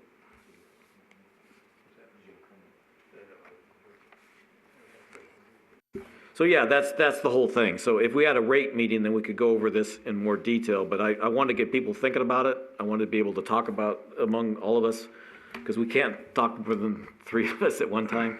So it gets the information out there, you have an idea because then we can come back and say, you know, maybe we're not, and see what the city would like to do and go forward. And then also we can, if a rate, if another consultant has to be done, then, but maybe we can decide to help a lot along our way by just talking among ourselves. So, but again, a lot of this is just want to talk among ourselves so we can bring questions back to you. We don't have to involve a major staff aspect for it. That's my thoughts. Am I missing anything? Does anybody have any other thoughts or concerns? So does that answer your questions, Howard? And thank you very much for the questions. They were good. And like I said, I couldn't label everything perfectly. No, that's all right, just brings up a lot of questions, that's all. No, that's fine, I'm good. So does that cover, it took me a little longer than I wanted to, I apologize, but I think it's very important to try to get what I was trying to do is get the baseline down for future. So then, if there is an increase, we understand what needs to be changed and a way to change it, and if there's a different way, we need to understand what that different way would be. So any other concerns on that or comments? Okay, thank you. So that will be the water section, but Joe, you still had the section on the 27% increase that was on this agenda item. Did you have any thoughts on that? I mean, it's something we're definitely looking at, and we're concerned with the amount of increase that we're experiencing for next fiscal year. So handed you guys all out that spreadsheet estimated budget from Silver State, so you could see where the majority of the costs are really is in the peak summer demand. So you handed out 2 or 3 related to that, There are Joe? 3 sheets. One is 11 by 17 and 2 letter size sheets. Gotcha, okay. So the 11 by 17 shows the breakdown per month. And so at this time, staff's not recommending any particular increases based on the fee schedule, but it's something that wanted to bring to the committee. We're concerned with the amount of increases we have, and as we project out, we really would like to do a rate study sooner rather than later. And that has a lot to do with the cost of the wholesale cost of power. So, Well, if we could have a rate study workshop or whatever, I guess if everybody's okay, then what, Joe and Eileen and I can discuss what might work better going forward. But again, can I ask you a timeline in this agenda? Do you think that's going off? Just trying to make sure how soon we would, if you're gonna ask for a rate study by a consultant, right. then I think if we can have a rate study workshop before that scope of work is done, I think it'd be very helpful. Yeah, so I'm thinking, so it's a 5-year process, right? Well, actually, it might be 3 years because it was discussed. I think it said that it would be reviewed every 3 years. Now, whether we need a consultant every 3 years or just need to review the rate, that's what I'm not sure. Well, no, what I'm getting at is like every 5 years, accounting principals would do a rate study. So in this particular scenario, we're looking to do that ahead of schedule, Correct. based on current economic conditions. So, but when are you, so again, trying to make sure that we can help you and we can get the best information before a scope of work is put together. When do you think you would try to be hiring a consultant to do another rate study? I mean, I'm thinking FY '24, is probably, so fiscal year '23 starts July, so. But you would want to see if we need a rate change for fiscal year '24? A rate study. A rate study, okay. So then you'd be looking at a rate change possibly in fiscal year '25. That's how the process works? Well, I'm just saying, last time it took us, I think it took us about a year Okay. to do it. And hopefully the scope's a lot less. But does anybody remember, I'm trying to remember if it was a year or? It was a year. It was a year at least. Yes. But we have the spreadsheet, right? We have their spreadsheet. Would we be just looking at those costs and just alter spreadsheet numbers? I would suspect that would be the case. That's where I think a lot of us Full prefer advantage of getting that to spreadsheet. start. Yeah, I think that's a place to start. Unless Yeah. there's something new drastically comes up in the last 3 years. Yeah, because the changes that you're showing right here, those are quick plugins Yeah, to that's what to I that would suspect. spreadsheet. So we are a little confused why another rate study needs to be done. And I think we could, if we. Because it's a rule, right? What's that? Is it a rule to have it every 3 years? It's just it's a principle, accounting principle. So, I mean, like, I'm more familiar with electrical engineering. We do an arc flash study every 5 years. Stuff changes, so it's just every 5 years you do a rate study. Okay. So it's, But I guess what would be handy is we would like to see a rate study workshop or whatever it takes. If we go ahead and put it into another meeting and either have that meeting shorter on agenda items or however it works for everybody, staff and everybody, then I'd like to have it at least by fall. I'd like to do something no later than the fall. of this year? Of this year. Calendar year? Does anybody else have a desire or thought or anything for the timeframe? I hadn't even thought about it. But I'm thinking too, the sooner we do it, then what we just talked about today, we won't all forget.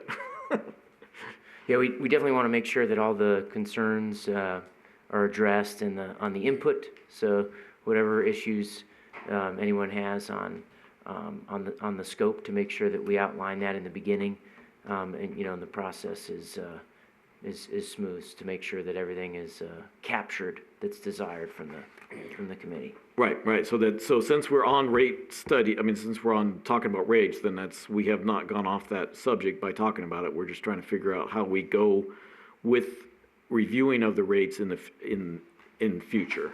So I think the best way to do it is to have some type of specific, maybe a workshop is better than, because we can focus on a few agenda items that are specifically, that we can talk about it better. Now, the question is, so most likely we would then, to help staff, I would assume we would do it in lieu of a regular meeting instead of having 2 meetings in 1 month.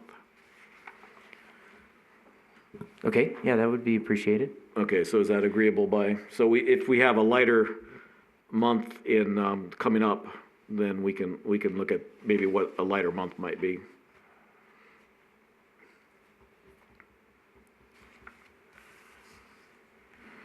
I had one other question on this spreadsheet from SSEA, Silver State. You mentioned that there was and I missed it, somewhere on the sheet you talked about a significant increase. Is that in just the non-hydro commodity expense? Is that what you're looking at? Oh, I guess I'm looking at a different, okay, I see what you're saying. I'm looking at a different place here, so.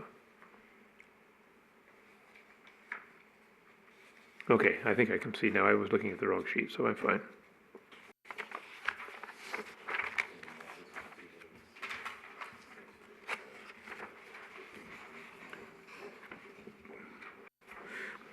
But yeah, thanks, I have one more question, Larry. Go ahead, On your Howard. spreadsheet, the residential on any page, on page 2, 3, or 4, the residential and non-residential, where does the non-potable water come into this? I mean, the raw water come into these costs? Okay, so first off, I used the terminology from the IPAC report, because that's what we were going against before. And so I was trying to keep it apples and apples the best I could. Now remember, this is water service charge. Right. So if I'm looking at the resolution correctly, So it doesn't matter what was raw or otherwise? Right, Okay, the water Okay. meter is charged the same thing. Okay, this is a meter charge, okay. Yeah. Or this is a service charge, Right, so basically, non-residential is commercial for us, yeah, but this is the way it's terminology in the IPAC. right. No, that makes sense. IR pack. That's clear as foot, thank you. And then the multifamily is because that's part of, I think it might even be, I don't know if that's 1 or 2, but it's a combination of several things that are would be, I guess, 1 meter for multi aspects. So it's separated out. Again, that's the number that I was able to get from Raftillis's accounting numbers. So that's the best information I have. Right.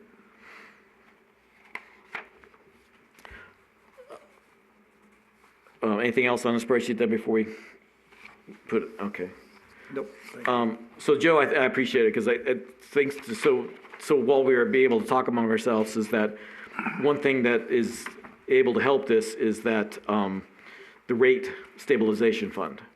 And the rate stabilization fund, just to remind everybody, is $3 million and can be used for water or for power and electric and/or water. Raftillis has broken it out into 2 costs. They did admit that it's not, they were just trying to show it as a specific aspect. But if I understand correctly, and I just want to make sure, and I guess if I'm not right, then I'd like to be able to be, if city doesn't believe it's correct, but I understand that the electric could use all of the 300 million if had to, and water could use all of the of course, what's available, if we had the same year, could use it. So there isn't a specific breakdown, is the way I see it. Have you heard anything different, Joe? No, so that you're talking about the rate stabilization? Reserve, yeah, I think it can go into any of the separate utility funds. Well, basically, I guess it's electrical or water, because I think it specifically says that if the wholesale cost or related cost to another entity go up, then you can use this. Okay. So the landfill has a contract which is different and sewer is different. So that's why it's really only electric and water. And that's the reason I broke it out that way. Oh, okay. Because it was sort of specified at one time, it is just electric and water. So I just want to make sure, so that is a revenue that we can use for and/or, so if something happens, if we find that the water increase from, so we do know as a fact that the water has been increased 6.8%, the wholesale cost. I believe our water rates are probably high enough to cover what Boulder City needs and to cover that, but if anything happens, we could use that rate stabilization and then increase the rate to cover it from that point on. I believe the same thing with the electrical. So right now, what I'm understanding is saying is that SC&E is saying, this is what we're seeing come down the pike. We have not, have they got any specific increase, major increases right now, or this is just what they believe is possibly gonna happen? That 27% increase for fiscal year '23. I mean, that's what we're anticipating. So this is the City of Boulder City budget for wholesale power costs. And there's a number of factors that contributed to that increase. One was, Boulder Flats not coming online when anticipated, and then the town site solar power purchase agreement. Boulder Flats, what was that? Boulder Flats is another solar project that SNWA is tying to. So Okay. yeah. But, okay, so I guess we'll have to go do that in the future. So when we start talking about resources, we'll need to bring up the electrical resources, then we can talk about that in more detail. Sure. Okay, because, that's another confusing point, because that was so I just make a statement. I think we're still on this aspect, because it's what affects the rate. But there was two contracts. We have the contract for the solar that we signed, and then what you're saying is the flats is what SNWA is working with another entity, and we were gonna either be 3% or more if we needed it. And at one point, we were told, no, 3%, we probably don't want it. So I guess that would be nice to be able to understand that in the future, if that's still on the table or not. Do we think that, because that one I believe is pure solar, that it's, with the current solar contract, we have a solar isn't using solar, we're getting 5 megawatts of whatever they have available to them. So that's 24 hours, and it doesn't have a impact, it doesn't have a demand factor on it. Whereas with the one with Southern Nevada Water Authority, we'd need to understand, I would believe that would have a demand factor, because we would be buying solar from them. So that has different aspects on what power we get and how much we pay for it. So those are things that there's a lot of factors. So I guess the reason I brought up the rate study, since it wasn't something like, okay, these costs did go up, because we're based on the market. So the market goes up and down like a yo-yo. And so they're assuming with the gas, I'm assuming, what I'm understanding is that with the natural gas prices going up, they're saying that most likely our summer market prices are gonna be up. So by not raising the rate, saying this is definitely gonna happen, I'm just repeating that I appreciate that we don't have to raise the rate right away. With this rate stabilization reserve, if it goes up more than we would expect, we have a reserve to cover that for a certain amount of time. That's what I'm saying. Does that make sense to everybody? Yeah, it does. That's what it's for. Right.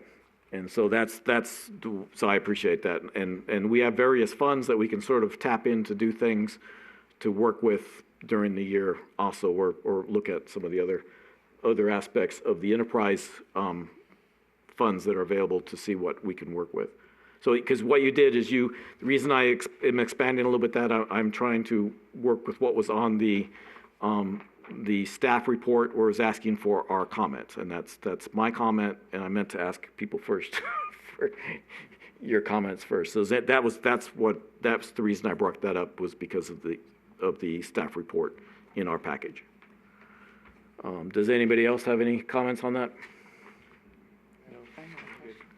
Go ahead, Eileen. On this one spreadsheet, Joe, the City of Boulder City projected energy expenses, it looks like the cost is going down for the next 3 years and then starting to go back up. It's on this one. Right. The projected for fiscal year 22-23 is 7.3 million. The next year it's down to 6.3.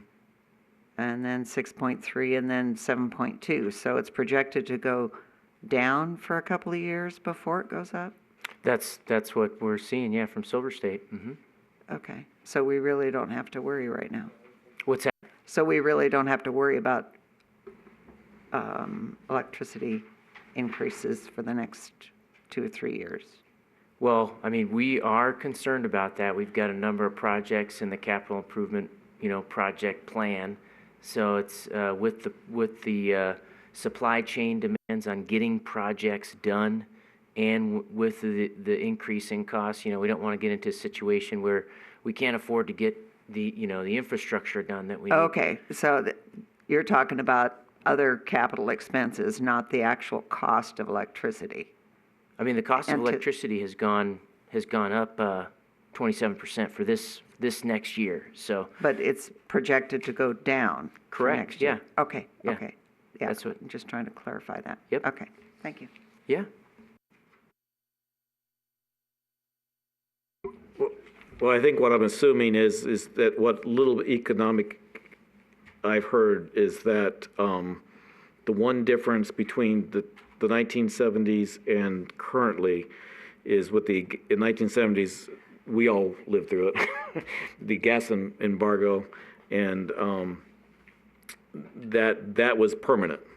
Some economic people, I believe, are saying this is temporary. So this natural gas influx and probably some of the other, in the supply chain and some of that, they're expecting to hit fiscal year 20, so it'd be this coming fiscal year 23, I guess. It'll still be hitting us, whereas then, as we have in the past, we've been lucky that the natural gas costs went back down again.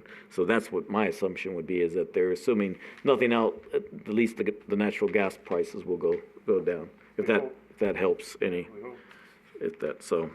I guess I can see where they're at, so the city's concerned is, if I would assume, is, because when I'm talking with you, Joe, you want to be very conservative, and I totally appreciate that, is that you're saying if it's I'm not putting words in your mouth, but the city could be saying, well, it's 7.3 this year. They're saying it's going to go down to 6.3, but we're guessing. We don't, if the natural gas prices were to stay high, it could still be several years of that. So that's one assumption to look at. Yeah, I think the biggest key in that spreadsheet is the non-hydro commodity cost, which is the market cost for power. So whichever power that we can purchase that's fixed and at the lowest cost possible that we could forecast and plan on, and where we avoid the market. So if you see that in your July column, you could see how much the non-hydro commodity costs are. That's based on the demand in July. So if we're able to get as much as we can that's fixed and at low cost, then and kind of hedge that, then I think we'll be in good shape. Okay. Well, one advantage there might be the solar installations in town, where if we've added 2 megawatts of rooftop solar, there's going to be a significant amount of energy summertime that's coming from those into the system that's down at the reduced rate. So that will offset some of that. Yeah, it depends on, because we have I think it's something that was something new for the last 10, 20 years, was we have a peak time around, between 8 and 10? So that used to not be there. So the solar roof might not be able to help that. It's not a... In the summertime, at peak, it's always around 3 or 4 o'clock in the afternoon. Yeah, there is a peak, but then they brought in the peak again. So I couldn't remember, Joe, if you did that with the Bureau or not. It was part of, I remember seeing that the peak demand had shifted a little bit. You talking about the NERC peak demand? Yes. That's in the town site power purchase agreement? Well, that would be, yes, it's part of that, yes. I mean, it's defined there. I don't know the exact range. I'd have to look it up, but. Yeah, but it might go, well, I guess what I'm saying is it could go outside the range of the sun, of daylight. Therefore, that we'd just have a little bit of peak and lose that aspect. It'll be interesting to look, and I assume you're tracking the solar that's being generated, and just to see what that is and how it offsets what we have to buy from CRC. It'd be interesting to see.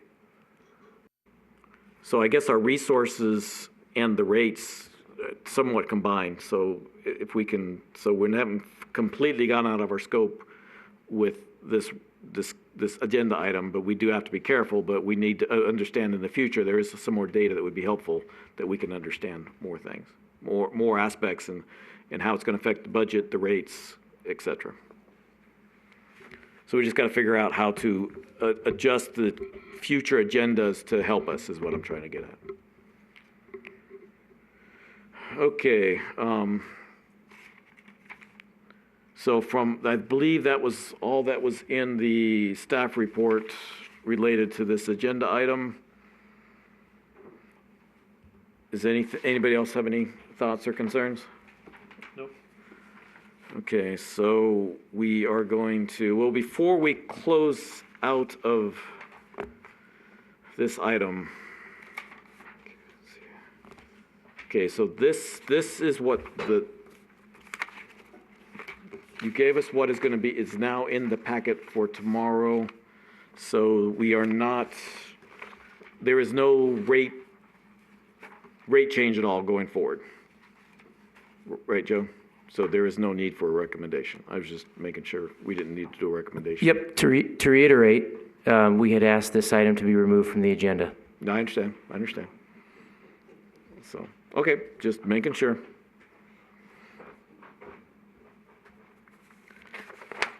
Okay, so do we need to take a 5-minute break?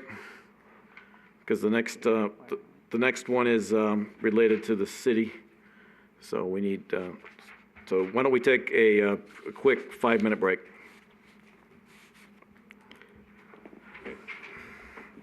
And we need to keep it at 5 minutes.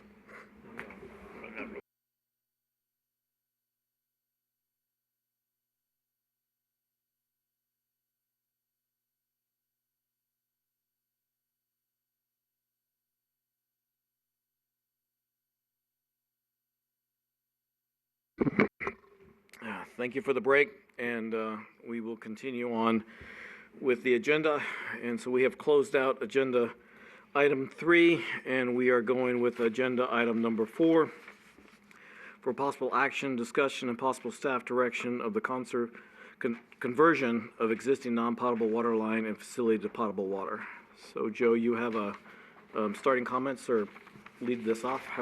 Sure. So just to kind of go through the staff report, a couple incidents occurred in the fall of 2021 last year. September, there was a contractor that scraped the existing potable supply line, and then another event in October in which there was a power outage that resulted in the road being washed out. So both of those events caused increased concern to staff and SNWA that the potable water supply to Boulder City was at risk. So we met with them to discuss possible options to, so we can basically remedy the issue. We would like to have some redundancy explored into the town. We got one feed. It's a concrete line steel pipe. It's a 36-inch, so it comes straight from Alfred Merritt Smith treatment facility.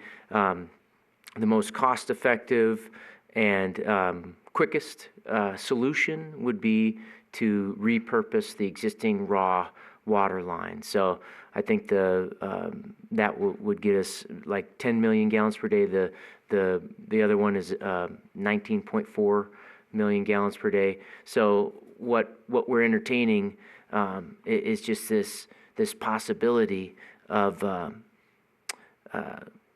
converting from raw completely to potable. So we've got 6 large accounts that are currently on raw.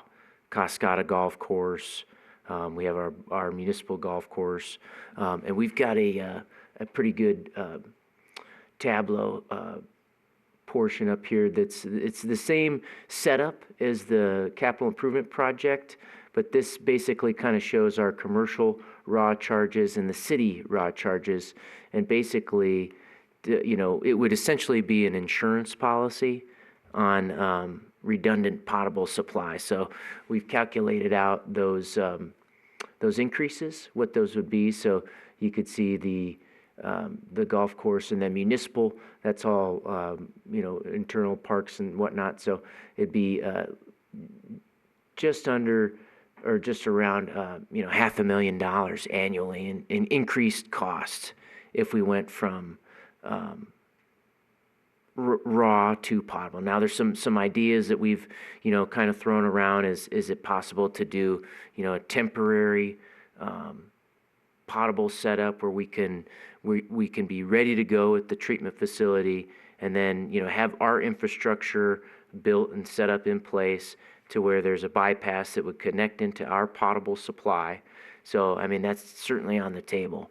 So, we would like to, you know, get the committee's advisement on this, and really our next step is to approach the Nevada Department of Environmental Protection and explore what the permitting process would be.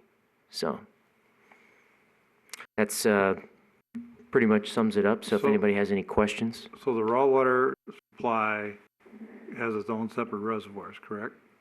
Yes, So there's no potable water connections to that raw water supply reservoirs. correct. So we'd have to, it would involve pumping stations to get it up to the existing towers and so forth, or how would you propose to, we're gonna investigate that, is what you're saying? I think I don't know if it would be necessary that we would need to pump it, because we get the raw feed in already, so it might, Right. I'll have to The see. pumps could already overcome that head and whatnot. Right, so we have, I think it's twin tanks, and then Black Mountain Reservoir, so I'd have to see exactly where Right. that elevation is. If it is a higher elevation, then we would look Right. at pumping it. I don't believe it's an incredible amount. But if it was, you know, lower, it'd be gravity fed, yeah, Right, into the potable right. supply. Right. So then, and then the raw water customers would go what, on potable? That's correct, So yeah. their costs are gonna increase Right. significantly.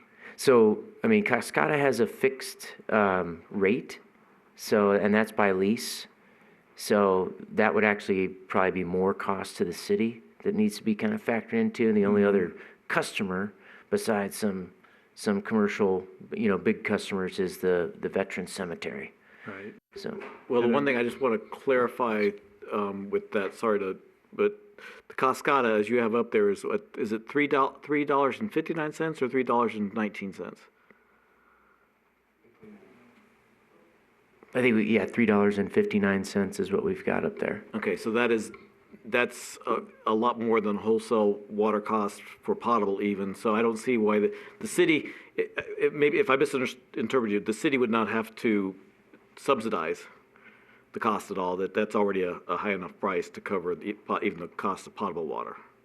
So maybe I misunderstood what you're saying. What I'm getting at is that we would be purchasing the pot, you know, we would have to pay for the potable water from SNWA, right, to get that to Cascada. Right, So but they're paying quite a bit larger amount than the potable water, even the potable water amount is. Yes, Okay, but that's what I'm getting at is that cost is not factored into our total on this sheet, just as an FYI. You know, you have golf course and municipal, those are direct customers, so Boulder Creek and municipal would be our parks Right, that are but on raw. But as you stated, you have a contract with Cascada, so unless they agree to an amendment, we probably can't change that contract anyway. Because usually it takes, it depends on how it's written, it usually takes both parties to agree to amendment to increase that rate, is what I guess I'm saying. Yeah, so we wouldn't be increasing that rate. What we're saying is that, you know, we would take on an increased cost, and they use a lot of water. So that's what I'm just saying, is that's not factored in on this dashboard, but it's something to consider, certainly. Okay, I'm missing something. A question I had, it seemed like when they built that raw water line from the River Mountain pumping station over through Railroad Pass and up to the Twin Five upper reservoirs over there, that part of and maybe I might be wrong, but part of the reason was that they were not able to get all of Boulder City's water allocation up through the Hemingway system, and I may be wrong on that. But I thought that may have been what part of the decision is, that basically that allowed the full allocation of water to be delivered to Boulder City through SNWA, from SNWA. That was the reason for the raw water system. But I know that it looked like that the raw water is about 25% cheaper per however you want to, per 1,000 gallons or per million gallons, whatever you want to do.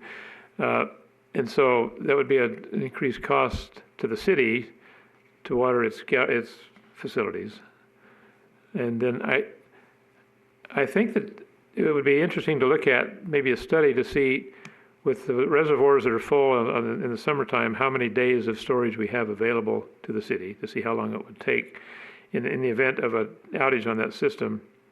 If we were to spend the money to go ahead and do a cross connect at the River Mountain facilities and then also at the Twin Five facilities on our side of the system, where through valving and piping they could change that system over in a matter of 2 or 3 days or 4 days, where they would basically have to go in and flush the system to get the raw water out of it and get enough fresh water in it to make the system that it was not going to contaminate the others, and then have valving that would allow us to basically pass potable water through that system over into our potable tanks up at up at the upper reservoir up there. It seemed like, I know that there were Twin Fives at the lower underground reservoirs, and I think there were Twin Five potables as well as Twin Five raw waters at that facility up on top, if I remember right. I may be wrong on that. But I was thinking that it might be worth looking at, because there were advantages to that raw water line. It might be, but I can see the issue here too. I mean, we can't afford to have the city go out of water if a drastic event happens to that existing water line that comes up from the valley. But it might be worth looking at how feasible it would be to go ahead and do the piping and the valving necessary on both ends of that line to enable it to be able to convert it over to potable system in a 2 or 3 day time period if necessary. It's just an idea. Well, what you're trying to propose is a setup already, just change valves around, correct? Yeah, so initially we're looking at a full conversion, Right. potentially, and then making sure that we fulfilled the state's permitting requirements to And you achieve would that. keep that line as a potable water, would not ever carry raw water again. Right, but, the idea, that's certainly, the idea that, Member Shamo brought up is certainly, we can entertain, is if the state would allow us to do that. And, it's the next agenda item, but that kind of gets into piece of this is, we are looking at, mixing this existing raw water line with indoor recycled water. Because right now we don't capture and recycle all of our wastewater. So, we repurpose part of it to rock quarry and then, use it for dust control for solar, construction. But, what we're looking at is, how can we get all of it? So it's, I think, using the existing raw irrigation system. If we had to go to potable, having that ability to cross connect with the existing potable system and making sure there was no, interties, with potable and raw, and going through all the permitting process, what would be best for the city. So at the lowest cost that gives us the most reliability. I liked when we talked about that before, I liked your idea about mixing it with the existing wastewater and getting it to a level that would be appropriate for the golf course and the different lawns and the parks and things like that. I hadn't thought about that, but that would be another reason to keep the raw water, would be to mix it, to dilute that water that's being treated, that comes out of the sewer ponds, basically, to be used for growing something. Because I know when they tried it years ago, it was way too salty. They couldn't get anything to grow in it. It was the salt in the water was just too high, the high salt content. So, but by diluting it down to a certain level, it might be worth taking a look at anyway. That would be another reason to keep it and allow for the cross connect, or the cross way of putting it back, putting the other service into operation if need be.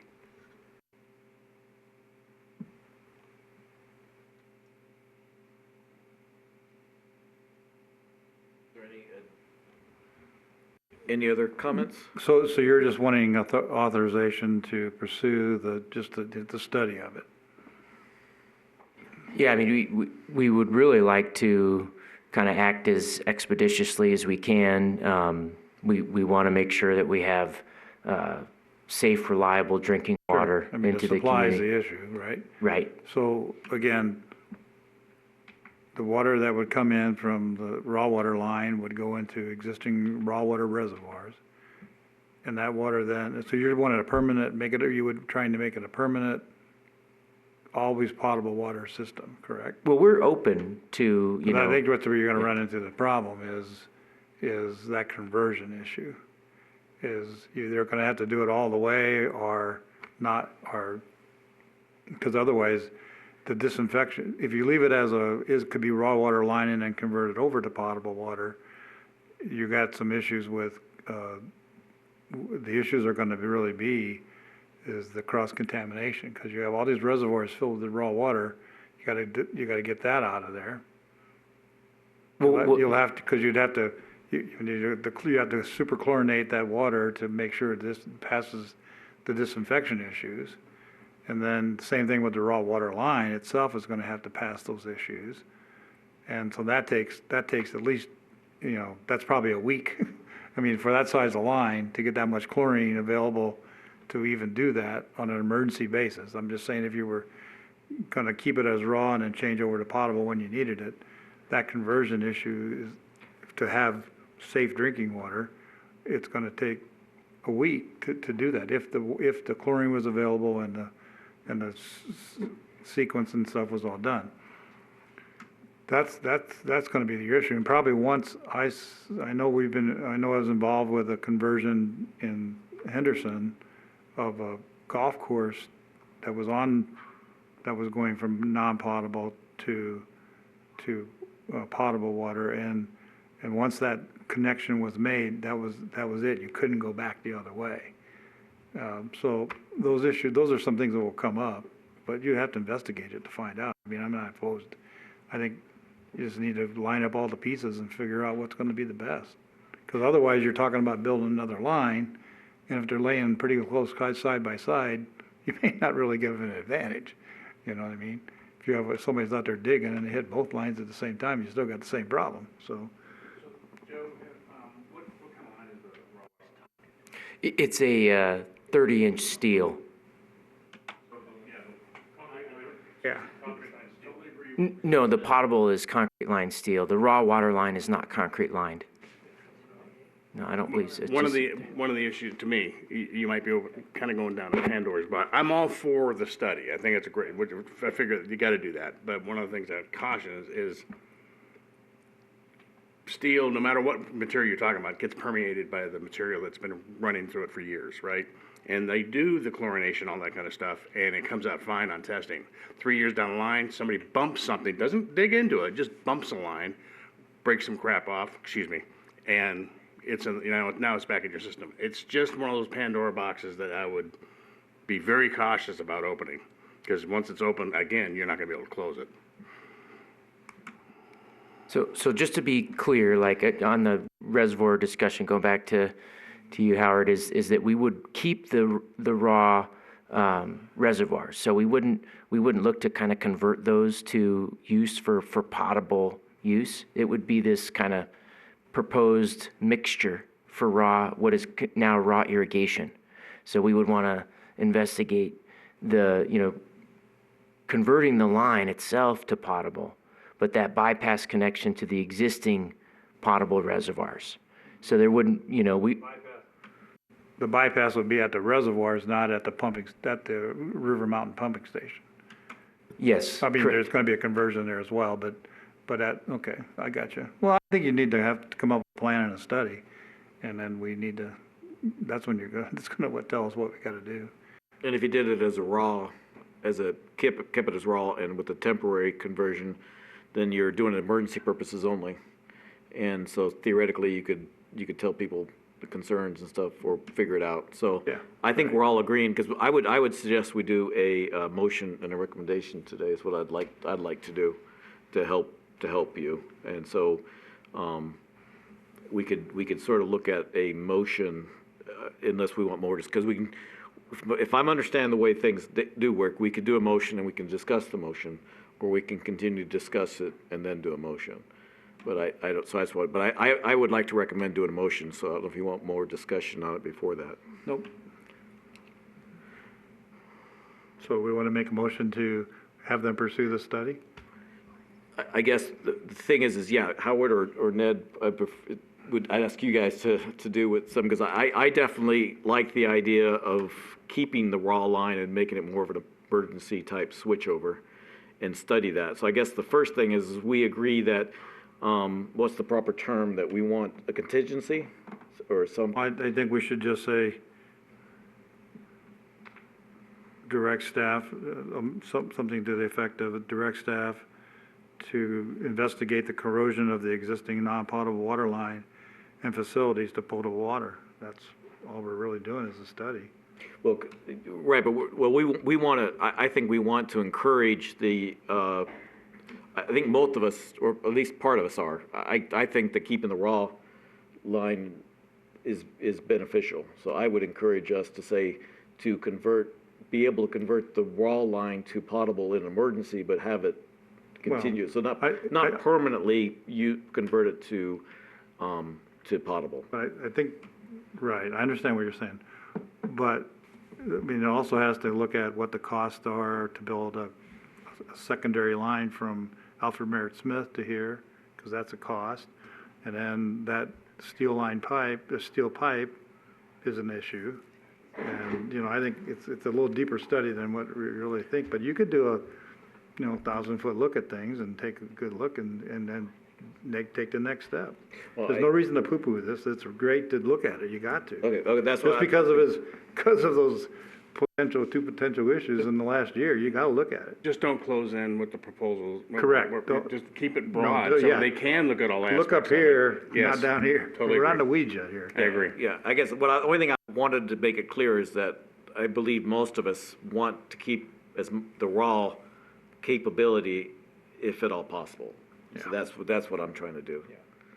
So I just would like to keep that in That's motion that has to be somehow. part of this look. It's gotta be part of the study. Right. You even at this point, this is the time you look at how much wastewater could be recycled. This is the time to look at that. Yeah. Go ahead, Joe. Yeah, so just to clarify, so we're not looking at a new line from Alfred Merritt Smith? That's, Well, it almost has to be a part of the look. I mean, just, what's the current cost of a same size line that comes from Alfred Merritt Smith to here? I would just get a construction cost and say, so much per foot, this is how much an estimate it's gonna cost. we could get it from either treatment facility. Yeah, either Because one. River Mountain would Either way, provide potable. but regardless, Okay. whatever, you're gonna have to, that has to be a part of this is how much this costs, this is how much this costs. Yeah, I think it boils down to, we just don't cut off any options. No. Because there's gonna be, as this goes along, you're gonna find that there's more options than we're thinking about right now. Right, because somebody's gonna say, well, just build a new water line. Or just do, Oh, yeah. sure, let's do it. But that's, But we're already paid. we already know that's not gonna be the cost, but you gotta justify it. I think it's gotta be positive justification. I think you can sort of use the cost of the existing raw water line and then put an inflation factor I mean, on you could, that. I and mean, show really, you how- just even by saying, from a new water line, a parallel line from Alfred Merritt Smith to our same distribution point, this is what this costs, whatever millions it costs. And we could save, and if the main line goes down, this is what we were up against. And you have to get this factored in, because you sure as heck don't want to run out of water. So, Right. so I think that's gotta be part of that study, myself. So, I think we just tell them to pursue it. Pursue it, but like I said, I'd prefer to put somewhere in that the raw water, the committee prefers that the raw water be saved if at all possible. Right. So, good, Joe? Okay, so what I'm hearing, four potential options. Okay, one new line from Alfred Merritt Smith is an option. That's one new line from River Mountain Loop would be an option. Option 3 would be total conversion of the existing raw line to potable, and then option 4, which sounds like the most desired, would be to set up to to quickly convert existing raw to potable Right. in an emergency. Yep. Does Yeah, that sum up? Yep. Correct, but we're also saying is we don't want to limit it to that. Those are just some suggestions from today's meeting, and we want all options to be on the table, but we would prefer to have the raw available if at all possible. Understood. Yeah, and the only thing I'd just like to keep in mind also is if we do something that's going to be used maybe in the future, 5 years down the line, that cost, there's gonna be cost increase every year with that as well. That's gotta be considered as we go. Sure. So, so you started it, and I'm just, and I keep on I'm trying to modifying. do it on the fly here. Okay, make a motion to investigate the conversion of the existing non-potable line and facilities to potable water line.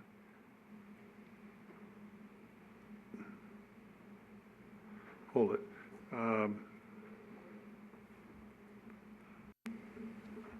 And provide cost comparisons. Yeah, I think, to me, this, Yeah, cost options. yeah, Cost and- and cost, I think you just say it like that, and cost option. Well, the one thing is, I guess my problem is that stating it's gonna convert the potable, the water to potable Yeah, forever. yeah, exactly, you're Yeah. right, you're right. Trying to avoid that. I move that we direct staff to investigate all possibilities for, in the event of a failure of our water line. That's pretty much what it says here, that's good. I second. Me too. We second that. So you could pull that off the, we don't need to repeat that? You can pull it off the Yeah. video? Okay, so we got a motion, we have a second. Was there any discussion on the motion? Yeah, okay, I'm just trying to do my due diligence as chairman. Okay, so I will, yeah, just make sure. So Joe, you are okay too? Okay, so all in favor of the motion, say aye. Aye. Any opposed, say nay. So it unanimously passes. Thank you very much. I appreciate it. Okay, so basically, I think the motion pretty much, I think we're done with that agenda item. So we'll close out agenda item number 4 and go to agenda item number 5. And again, Joe, if you could start us off. Sure, appreciate it. So again, these items are separate but related. So this agenda item is in basically, we're in discussions with SNWA for a potential interlocal infrastructure agreement for a new wastewater treatment facility. So the draft agreement outlines that the SNWA could possibly fund and construct modifications to the city's existing wastewater treatment facility and water distribution system, so we could use reclaimed water from that facility at the Boulder City Municipal Golf Course. So that's the term now. Now, what we've discussed internally with staff and the idea that was floated around was to diversify the amount of sources for. So right now, the municipal golf course uses potable water. So we'd like to get that on either raw or reclaimed, right? So SNWA has identified that as the location to use this reclaimed water. So the treatment facility would be such that it would get to a level that could be used for irrigation purposes. So what the city has investigated is possibly pumping that treated water and now introducing it into our existing raw water system. So then we would have diversification, all the parks that we've got up here that's, we certainly want to explore that it worked with the cool water grasses, because I know folks love the color of the grass year round and the trees. So this is all in efforts of conservation. It's utilizing all the city's resources. And then we would keep all of our existing raw irrigation infrastructure. So that our kind of capital costs would be exploring it would be potentially some training, maybe an additional staff for a treatment operator, but then exploring a new pipeline of treated effluent to be introduced somewhere into our raw water system. And then we could basically dilute it and utilize that in all of our existing raw irrigation accounts.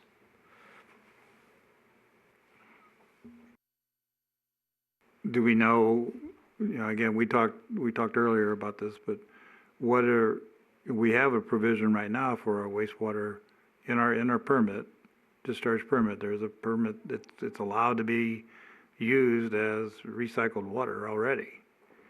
And do we know what why we would want to change over to a more higher quality water?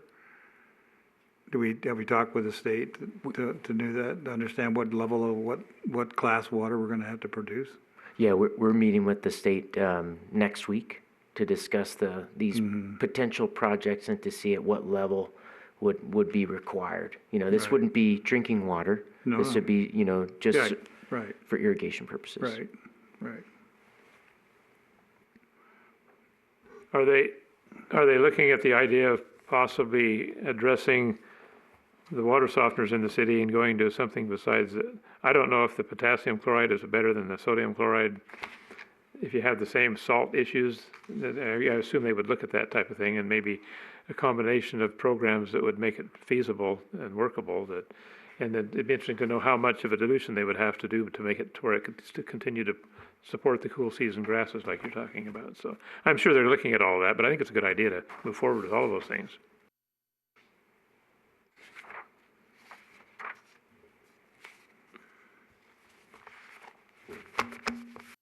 I guess one thing I'd like to just totally make sure that everybody's on the same page or we understand with the draft is I went through several documents looking at reviewing the IPAC information, found somewhere in the document it appeared to be, so I won't guarantee it, but it appeared to be that it showed some breakdowns of different capital projects that were being charged to different entities and stuff like that. So I guess what I'd like to make sure is that SNWA is saying they will completely fund it without repayment from us. Because it could be assumed that they are gonna fund it and then put it into our capital program to pay back to them. And I guess I just wanna make sure that that's not the case. I think what I've been hearing is that if we fund something, we would do something differently than if they were to be fully paying for it. So the draft terms don't spell that out, but, you know, the draft term sheet that we received in November, it's kind of progressed to the next stage where their legal team is reviewing it. So we're preparing on our side to, you know, see how we can kind of negotiate and work with them. I mean, one of the terms is that if in the draft terms was if we converted back to non-reclaimed water, that we would be responsible for the entire repayment. So that leads me to believe that, you know, if we continue to meet the terms as they've outlined, that, you know, we wouldn't have to repay. But if we you know, had a situation where and right now it's just the municipal golf course in the draft term. So, but we're exploring all the raw accounts. And so it would be if we decided, hey, we're going to do something else now and we're not going to use reclaimed water, that we would be subject to repayment for this new wastewater treatment plant.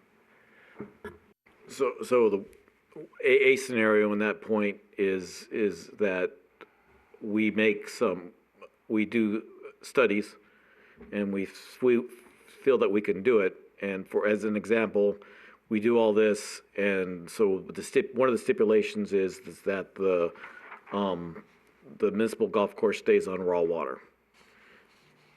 Is it, if I'm understanding correctly? So it's right now it's on potable, Right. But the current stipulation would be it would be It would converted go to It'd reclaimed. go to reclaimed water. Correct. Reclaimed and/or water or something, however you're working it out here.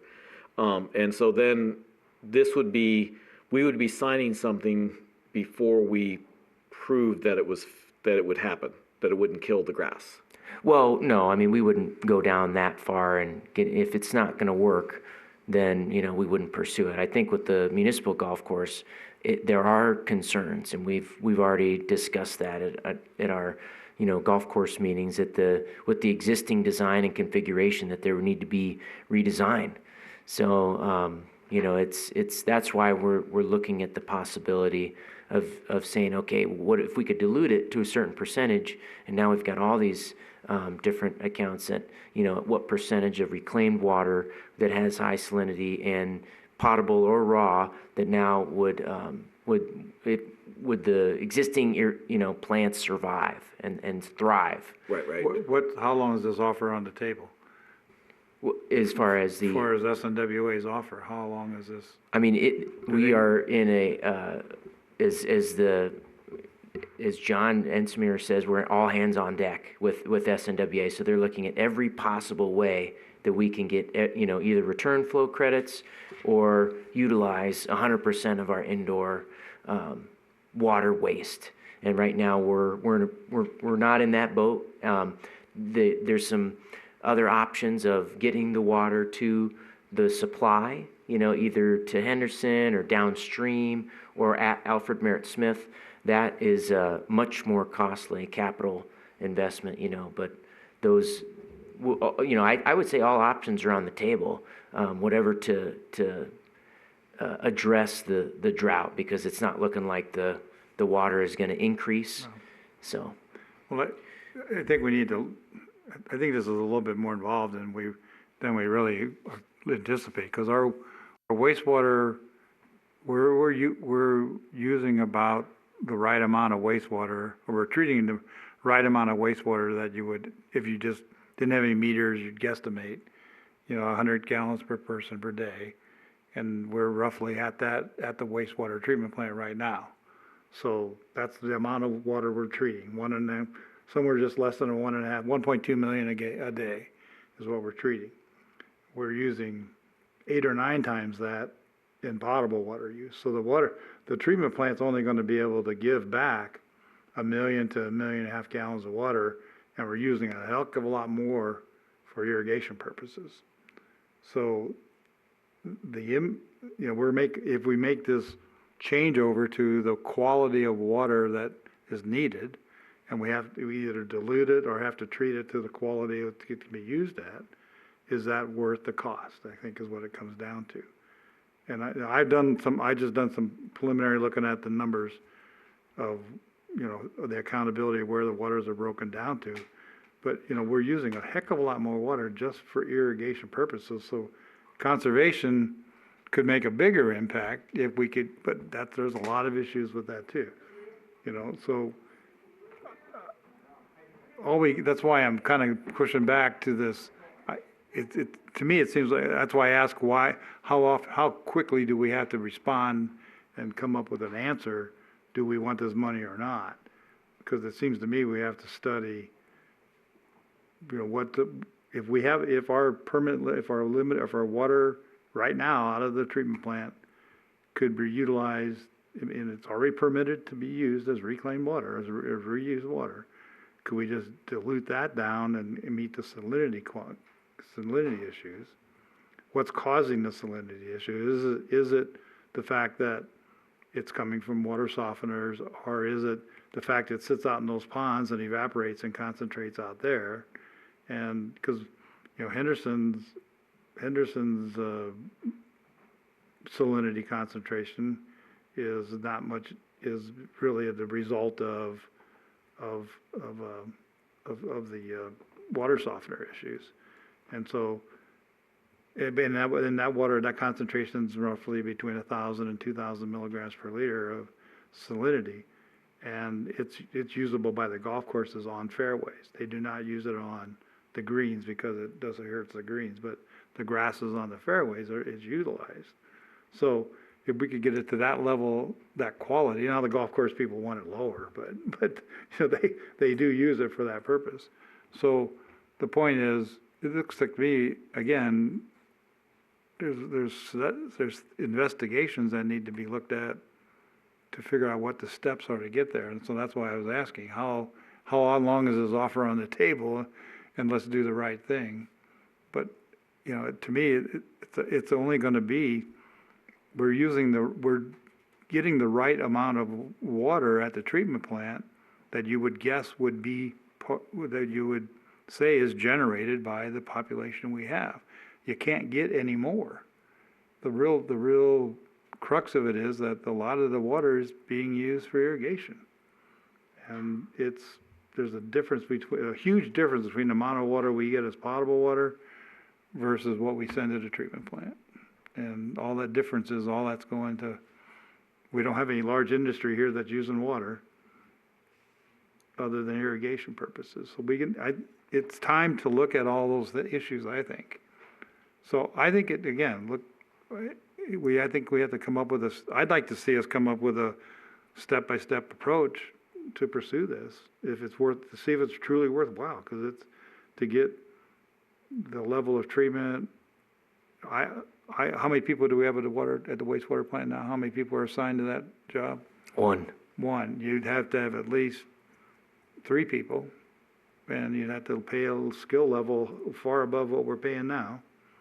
I mean, it's gonna require probably a Class 2 operator, and you probably only need a Class 4 operator now. So those things, so costs increase there, power costs are gonna increase tremendously. Well, Howard, interrupt just a minute, but just make sure I get an understanding, so, because I'm confused too. So this agreement that we're getting, that's being processed or reviewed or whatever, so right now you're in a draft agreement, and that draft agreement is being reviewed to go to a final agreement, is that what I understand? No, so we've got some draft terms, and so we don't even have a draft agreement. Okay. So it's like real boilerplate terms is where we were. And who would pay for the cost of the studies? I mean, they just want to pay for a treatment plant? Well, that's I guess what I was trying to get at. Are they gonna pay It's for one the thing to say studies, that or- we're in the study mode, that we can look at everything. It's another thing to say that we're into one study or 2 studies where they're saying they will pay at this level, and that's all they're considering it. So that's why I agree with you, Howard. I guess if we understood what level we're at, if we're looking at all the possibilities, I think we'd all agree that we wanna do what's best for the city and everything like that, and we wanna do what will work. But if it's like, well, we're gonna pay 26 million, the SNWA will pay $26 million for this option, 1 or 2 options, and that's it. And what I was trying to get to, worst case scenario, and as what Howard points out, okay, the certain level is, you would think that, okay, diluting this and everything, we'll get it down, and we can put it onto the golf course, and then we find out we can't, I forget the fairway, right? The main, sorry, I'm not a great golf, I'm not a good golfer. Nobody plays in the fairway anyway. So, but if you find out that you can't keep I'm always that, in the rough, so it doesn't matter. then, and we find out, and we get major citizen uproar, and we say, we can't keep it at that, so we forfeit the contract, and now we have to pay $26 million back. We're paying $2.8 million a year, 2.7, stuff like that, for the raw water line, which was a $22 million. Now, that was probably bond issues, and we had a lot of percentage on top, but if they want us to pay percentage back, we'd still be hurting. So we just have to keep in mind that if we did pay that back, we've got years' worth of a lot of millions of dollars per year to pay that back. So and I know you're looking at that, and I would be, but I guess I agree with Howard, is how fast is this being pushed? And are we covering all the bases, or just saying, well, this looks like a good alternative, we're gonna go with it? I mean, we're moving as quickly as we can with all the options. What SNWA has identified as their kind of solution is a new wastewater treatment plant, convert the existing municipal golf course from potable to reclaimed, and all of that, and then pump that treated water to the municipal golf course. So what they're trying to do is really as quickly as possible capture all the return flow, either the return flow credits, or they're trying to reduce demand and increase our conservation efforts in an all hands on deck approach to collectively kind of keep as much as we can for our 285,000 acre feet allotment. So one other thing I'd just like to keep in mind is, we talked about building this, it's all great, it all sounds good, but we talked about using raw or potable water to dilute if needed. But we already talked about earlier about trying to increase our potable water supply here. So that's already an existing issue that we have to consider. And also, we do all that, that's a lot of water that we don't really have to use. Our supply is very limited anymore, so it's a great idea, but we go back to the study, and it's gotta put all the options on the table for everybody to look at, because we're gonna use a lot more water. It takes a lot to dilute, so just something to consider. Yeah, because I guess I think what we're all saying too is, so if we have the possibility of paying it back, that's a little bit scary. And so we do need some comfort level to say that this is really the best option we have. Can we see the document in time enough before it's signed to say we see a few flaws, or the citizens, because the citizens, is this going to be taken to will the citizens have a workshop to do it? Because the citizens would be paying for this if we would default. Yeah, we could certainly do something like that, but this won't be signed without, citizen involvement or your involvement. We're not at a place to even see what could be signed, so we're in this draft term phase, but I guess the urgency is in regards to the current drought conditions that we're in.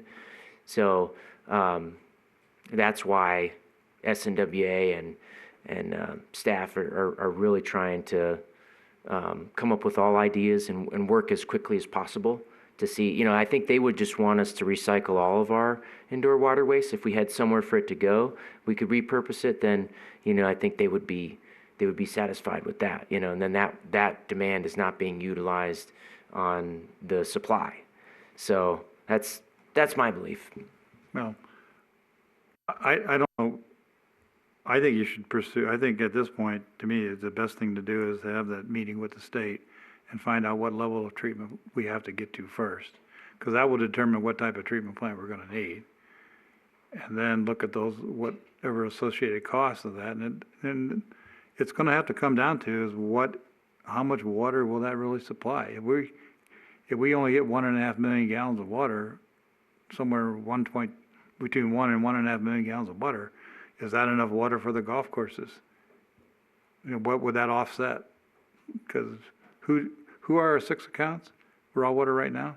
So it's Cascada, Boulder Creek. Right, The National Park Service has a raw account. right. The Veterans Cemetery, and then the rest, I believe, are city. Smaller stuff. Yeah, smaller maybe stuff. some small commercial. So those 4 big major users, what do they use in a day? What is their demand is the big issue. But we do have a little difference between effluent and raw. They're different, they're different. And you know that better than I do. So But no, there's much difference, sure. But I guess, I'm not sure we'd have to look at the Cascada's contract and see if we could even put the effluent. Well, you gotta pump it up there. It's gotta get up there somehow. You're talking more infrastructure here. Yeah, It's but- gotta go from the bottom of the hill to the top of the hill. But that's one of the things that we're trying to understand, because at one point, it was pointed out that, as Howard has said, is that I thought it was said we don't even have enough effluent water to cover the municipal golf course. And so. I think all those things gotta be looked at. I think we should let staff do what they're doing and come back and ask us to do this again. And sorry for my ignorance, Cascada is the golf course that's That hidden one. the hidden one up, thank you. I was lost. Yeah. But I mean, that's at the top of the hill. So I mean, there's nothing to get that water from the bottom up to the top. And it's a long ways away, It's a long way even to go. from Boulder Creek. Right. I mean, you could just run, you'd run it, but it's gonna be, that's another expense. And who's gonna pay for that? Do we pay for that? Well, I guess that's the thing, because I didn't think that was even on the line. I didn't think we were trying to use our effluent. So I think we just want to clarify that what we're talking about. We're talking. I mean, you're basically, to have the reclaimed water system, you're gonna have to have another water system. Right, but we just, You it'd be nice. you gotta have a reservoir, you gotta pump up, so it's a reservoir. Yep. You gotta have a starting point, and you have a distribution from there. Yeah. And then all the users, are they gonna take it direct, or they're gonna put it into a pond? And now, and- the way the permits are structured for other users is, you put it in a pond for the user. The user pumps it from there to where they're gonna use it. So now there's a whole set of infrastructure that, maybe I'm completely wrong, but. And like we talked about earlier, we don't want to limit the options going down the future. Oh, I don't Because wanna- the other golf courses maybe could use them in the future if we get enough Yeah. effluent. Yeah, do I think reclaimed use is great? Sure it is, but there's an expense to get there. Yeah, you raised a good point, because you'll either have to have a reservoir that has enough height on it to get gravity flow, or you're gonna be pumping Well, you gotta pump up Pumping to it water the anyway. I whole- mean, yeah. big pump to get from, from there. we're talking up probably to that 500, reservoir. a 500-foot shot, Yeah, 5 and or then- 6, or maybe 1,000-foot shot to get up there. Yeah, there's a lot of issues Yeah. out there. It's a good point. So for the pond, so at the municipal golf course, there would need to be some, new pond setup. But just to be clear on the raw, if we pumped the effluent to the raw and introduced it into Then you the got- yeah. raw system, then we would utilize all the existing But infrastructure. we're talking about you got a reservoir you could get to right now. Right. You do. But, it just depends on where Cascada gets their water. How do they get their water? Do they get it off of SNWA's pumping line, or do we pump over to them? So if they take it off of their pumping system, that's different. Then now we gotta have a pump station because Cascada's higher than the No, reservoir. we don't, I think to make sure we're clarifying here, we're not saying that all the customers have to go in the effluent, right? We're Right, just- yeah, so if that's That's something we have to find. That's another issue. well, that's Why a go in good that point. why to go into that business if you're not gonna make the golf courses all go on that system? Because we only have a limited amount, and we have a limited aspect to do it. There's a whole ball of wax here. But, Howard, I agree with totally what you're saying, is that I think what we're trying to do, the bottom line we're trying to do is find out at what point can we still say yes or no, because let's say that, you were getting a draft agreement to say that we want to spend your $26 million, and they say we have these restrictions associated with that $26 million. You sign it in a month, and then we look at all these different, and I'm just saying if then the case. And then we sign it after all these months, we look at all these different scenarios, and we find out, our best scenario doesn't fit within their criteria. So I guess that's the thing we're asking for. Are all the scenarios gonna be looked at before we make we sign off? Or we have to sign off first before we can look at all the scenarios? Yeah, I mean, we're gonna investigate what's best for the city, so we're not gonna, just have something be ramrodded through or just sign off on something that we don't agree with. That's why we're, thinking of alternatives, because right now the design, the concept is to use the municipal golf course and pump treated effluent to that course. Now, it doesn't have the demand to meet all of its needs, so we would have to supplement it, I believe, in the summertime. So this idea, was presented by staff as introduce this treated effluent into the existing raw system as a possibility. What would that cost? And then if the dilution would be such that we would still get the best bang for our buck, then that would set the city up for recycling indoor water use for years to come. Okay. Yeah, I didn't mean to insult or anything when I didn't mean to say that the city wasn't gonna do what was best. What I meant is that what I'm hearing you is that, what I thought I heard, is that this is on a fast track. And SNWA wants to get something signed and done as fast as possible. So what Howard had said earlier was how fast it has to be done. So let's say that SNWA says, this is on the table for 4 months. That's it. And we don't have time to get our studies done in 4 months. That's what I think what a lot of us are thinking is that's what we're trying to make sure. So if they push us to say, you've got $26 million, take it or leave it, we're saying, okay, we want it, but we haven't finished our studies. That's why I think what we're a little, is one aspect. Because if we can come back and say, okay, this all looks great, then. Okay, I think you ought to just go through your initial steps and then come back and ask if we really want to do this. So I think that's the bottom line. Is there a point where we all get? Well, they have to find out if the states are, what level of treatment do we have to come to first? That's gonna define the type of treatment plant we have. So maybe the other question we need to ask is what, you were asking for possible staff direction. So what were you looking for from us today?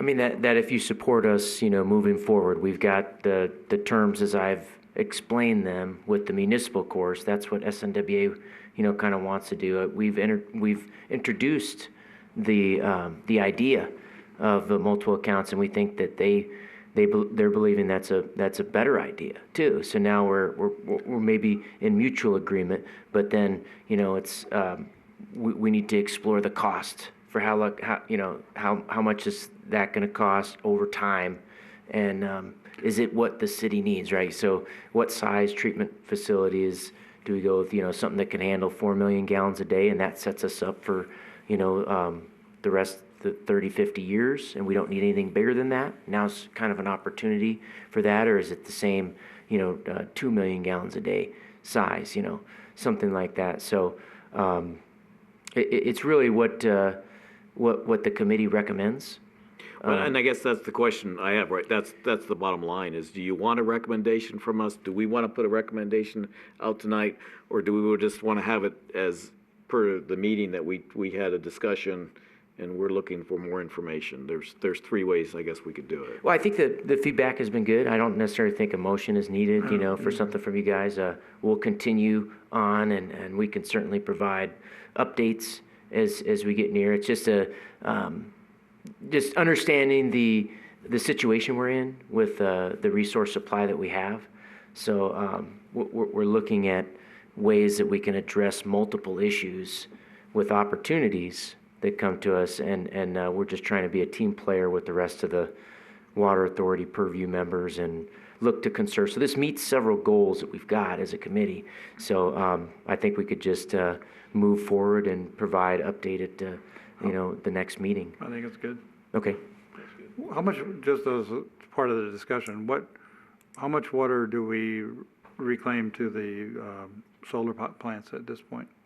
So at the maximum, I want to say it's like up to maybe 600,000 gallons at its peak, and that's a very absurd kind of peak. I understand. But, so Is the peak for that based on? Historical? Well, is it based on daily demand? Is the daily demand same, or is it changed with season? It's I guess it varies based on the market, on how much rock they're producing. Yeah, how much So they use their water on their production of electricity is how they base their water use. Well, I guess Well, how they much- use it for No, cleaning their panels and stuff. the too, rock. right? So No, this is the rock quarry. That's what you're Oh, talking about, right? Okay. Well, who's ever using it, I thought the solar panel plants used it as well. That's temporary. It's temporary. yeah, And that's what a are they different- gonna change over to? I mean, dust control, They're right? just using it for dust control. Yeah, so the rock quarry uses at most, I mean, on average, I'd say, a Okay, I was third. under the impression that the solar plants were using it for some sort of cooling water or cleaning or something like that. Well, Raftillis has it in their spreadsheet, two people using it, the quarry and then Swinnerton. That might have been the freeway people, wasn't it? Freeway? Well, they had the contract going out for 10 years, so it would, because they had it, so I would assume that they got some information that, Well, again, what I'm getting at is, if the water is being used by those particular customers, because a standard golf course uses between 1 and 1.5 million gallons of water a day, and in the summertime. And in the wintertime, they use a lot less, so now you gotta take that water that they don't use and put it somewhere else. So, and it's not being reclaimed then, it's not, what do you do about that water? well, Greg, you made a good point, because I believe Greg brought the same point up, is that, and we might have to look at the resolution, if we don't have effluent water available for dust control, then I believe it goes to construction class water in the resolution that's very expensive. And so that is something. They're not gonna wanna use potable water to use But dust control. that's what we understood Yeah. exactly happened with the town site issue. So that, we're just pointing, that's another factor that has to be into it, so I know, this is a lot, there's a lot of issues. I think just keep pushing and because there's a lot more to this, I think, than just meets the eye, so. I mean, just truly, to run a plant like that sophistication by the staff, it's gonna cost you more money to hire that person. And I would say it could, you know, Henderson's paying their operators, you know, $55,000 to $75,000 a year. And can we afford that? Do you want to afford that for 2 or 3 people? Because you can't run this 5 days a week anymore, or 4 days a week. You got to have somebody look at it every day. It's more issues. That's all. I think it should move forward. Let's see what it takes us. Well, Joe, can you, is this agenda item allow you to discuss, because you did mention that you had a meeting, last meeting you mentioned it, and then you just mentioned it now, that you did have a meeting with the golf course. Can you discuss that quickly with us now, or is this agenda item not allow for that? Well, the golf course budget is in the draft terms. So they are looking at lowering the golf course water budget from, I think, just over 6 acre feet per usable acre down to 4 or 4.2. So they are going to be meeting with, all the local golf courses to discuss that. They haven't made that decision, they being SNWA, but that's something that is in the draft terms, is to comply with the water budget. But you guys met, and you mentioned earlier, so did you guys discuss, was it with both golf courses or just the one that you met? Yeah, our internal golf course meeting is, both public golf courses are there represented, yeah. Because so you have raw on one and you have potable on one. Was any of this discussed with them? Absolutely. Okay, and they were still favorable with everything going forward with SNWA's issue? They know what's kind of coming down the pike, so it's not necessarily that they're in total agreement. The water budget is being more and more constricted. We're using less and less to irrigate, and they're coming up with innovative ways to, stay in business. And we want to keep the golf courses in business, but it's definitely kind of a statement of the times. Over the hill golf courses are being replaced by homes, and my personal preference is that, I want to make sure that we, maintain ours and that they're an investment. And so this is one way that we could look at kind of keeping and maintaining that investment. And I didn't mean to put you on the spot. I was just trying to ask, because like I said, it was in our minutes from last meeting about that meeting. You brought it up, and I was just trying to see how it helps us understand. I greatly appreciate you bringing this to us, and everybody said, Howard, I greatly appreciate your expertise. That's helped a lot. And so we're just asking, so if we can, we're just making sure we can view it in the stages as it goes forward. I think that's what we're trying to look at. Yeah, it sounds good. So I think, I'm not going to suggest that this is an item that would be relevant for every meeting, but when we get to a stage where I'm able to report something back, or a critical stage, I'll definitely, bring that to the committee, put it on the agenda. And does that sound like a good way to move forward? I think so.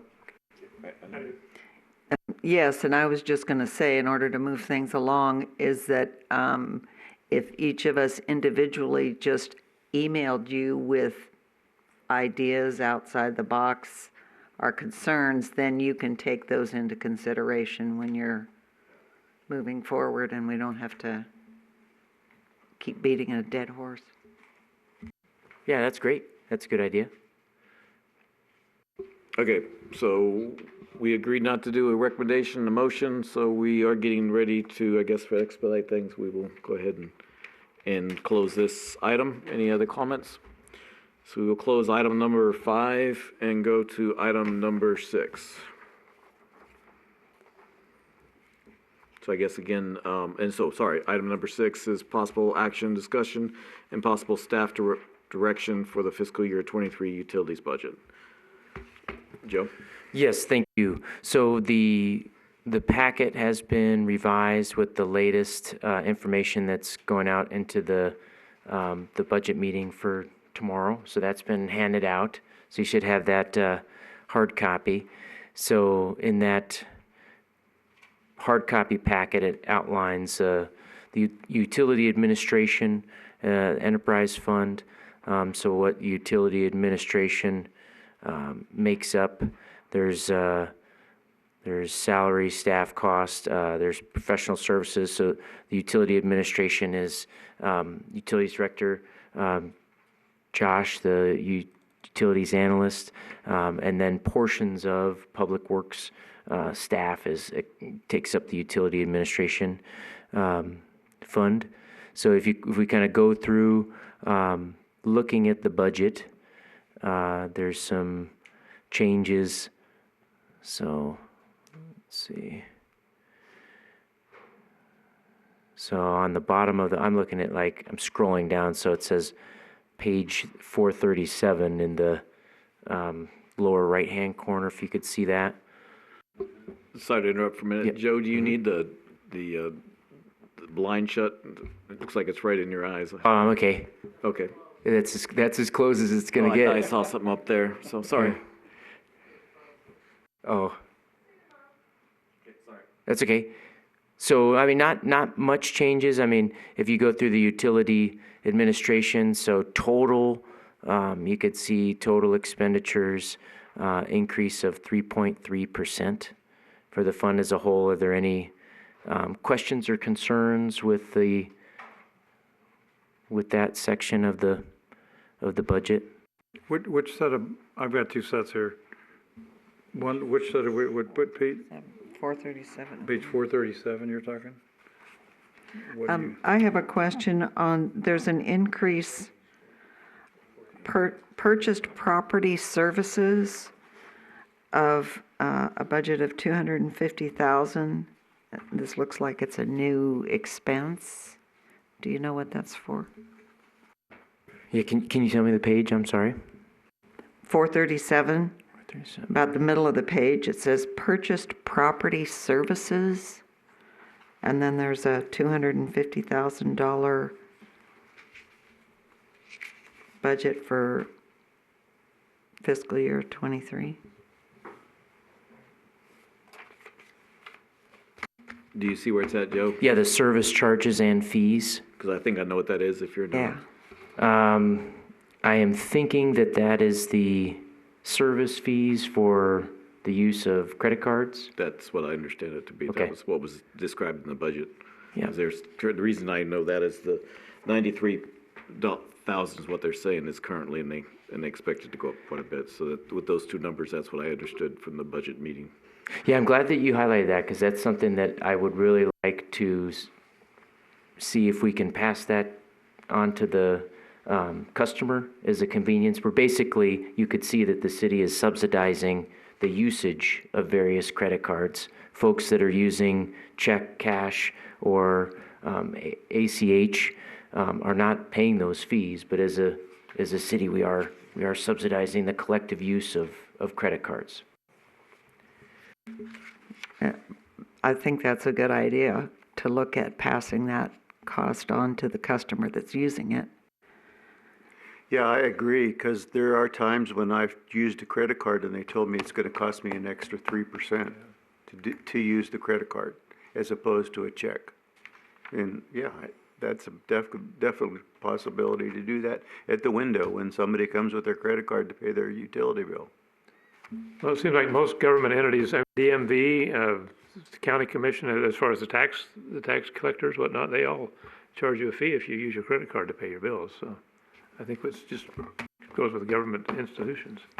As long as we can still accept the check, because I think some places are not accepting checks. So as long as we still have the other payment options, it is a little confusing. But I agree that if we have options, then the credit card should be. If you're going to use that option, you should pay for that option. If that's the case, It might be in the fee schedule for the 3%. I'm not certain about that. I'll have to double check and look and see because that's something that affects all, not just utilities, but that's permits, all kinds of stuff, anything that you would use to pay the city if you use your credit card. So I do believe that, and you correct me if I'm wrong, but that we are looking at applying that 3% on, and then that if that does go through, and this is something that certainly could be adjusted in future budgets. well, then this would be the place where you put in a placeholder in, and we wouldn't have to use that to go down, because if you collecting it, we'd have 250 extra in this. But the one things we've seen is that it's transferred, the administration fees, what I've seen in the past 2 years have been transferred no matter whether they've we don't know if they need them or not. So this is a great case would be to see if it's not needed, that this would not be transferred from the other funds. Do you see what I'm saying? Because this is, in the budget, it says, a lot of us have problems with it too, it says transferred in. So it's not clear when you're looking at some of the budget items that it's administration costs. So sometimes it is, sometimes the reports are saying transferred in. So when you follow it, we have two costs that are transferred in. One is from the voter approved aspect, and one of them is this, the administration, which has three costs associated with it. And in the last 3 years, whatever's been determined that each utility is going to pay, that's been transferred out that month, no matter if it's needed or not, from what I've been able to see. And so that would be some things we'd want to discuss later. We don't need to take up time today, but that'd be one thing to discuss later so we can understand it better. Sorry, Elaine, so back to you.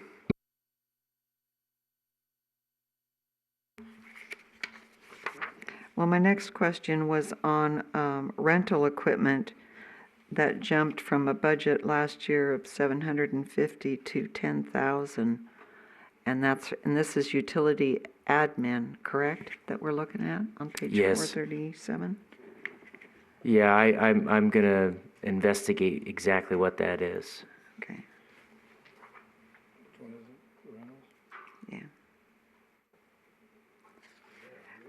So then when you get over to, I'm a little confused, page 440 seems to be a duplicate of page 4, no.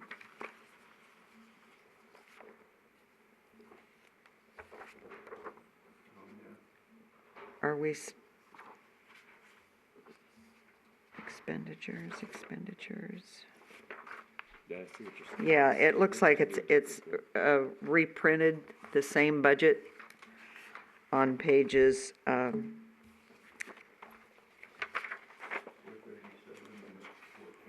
Okay, I see that. Yeah, well, I took this directly from the packet, so I'll Okay. work with them on getting this removed for the meeting tomorrow. okay.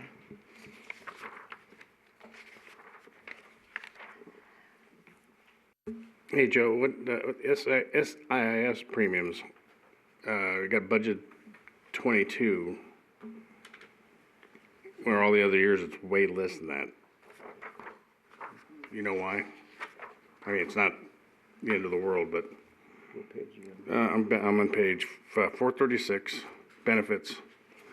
I mean, SIS should be pretty, level, depending on the number of employees, but in 21, we spent 6, and then 22, we have 22 budgeted, so it's like somebody figured out that we're gonna be spending more for some reason. Say, what page are you on? I'm sorry, Andy. 436, and it's under benefits, the second one down, SIS premiums. And you're seeing that in, Budgeted 22, we got 22,000, right? and then, previous years, it's been 8,000. Yeah, I mean, the only thing I could think of is we had some folks retire, in 22, and so that's why that's, Okay.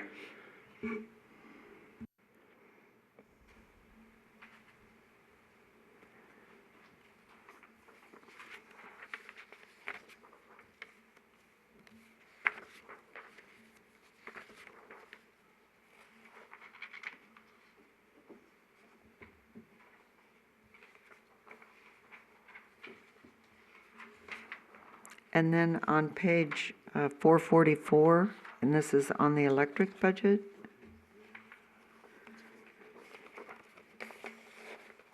On the maintenance, I know you had told us that you wanted to increase that budget by Yes. 20%. And I see that for the current fiscal year, we have 790,000 budgeted, correct. but we've only spent 148,000 so far this year. Do you anticipate spending the rest of that? Yes, that doesn't include the total encumbrances, so this is, Okay, to my knowledge. And that's basically the O&M budget for the electric division. So what it costs to operate and maintain continued electric service, not capital improvement.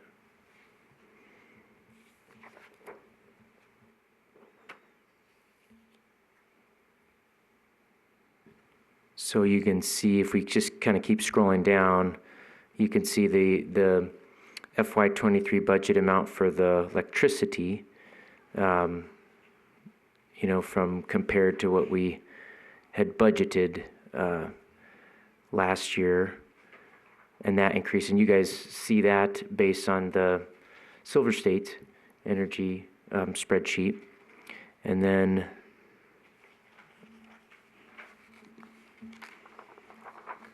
kind of scrolling down, so the total expense increases for electric, 13.8% total, mostly encompassing the increase in wholesale electric costs and the increase in O&M. Are there any questions on the electric budget?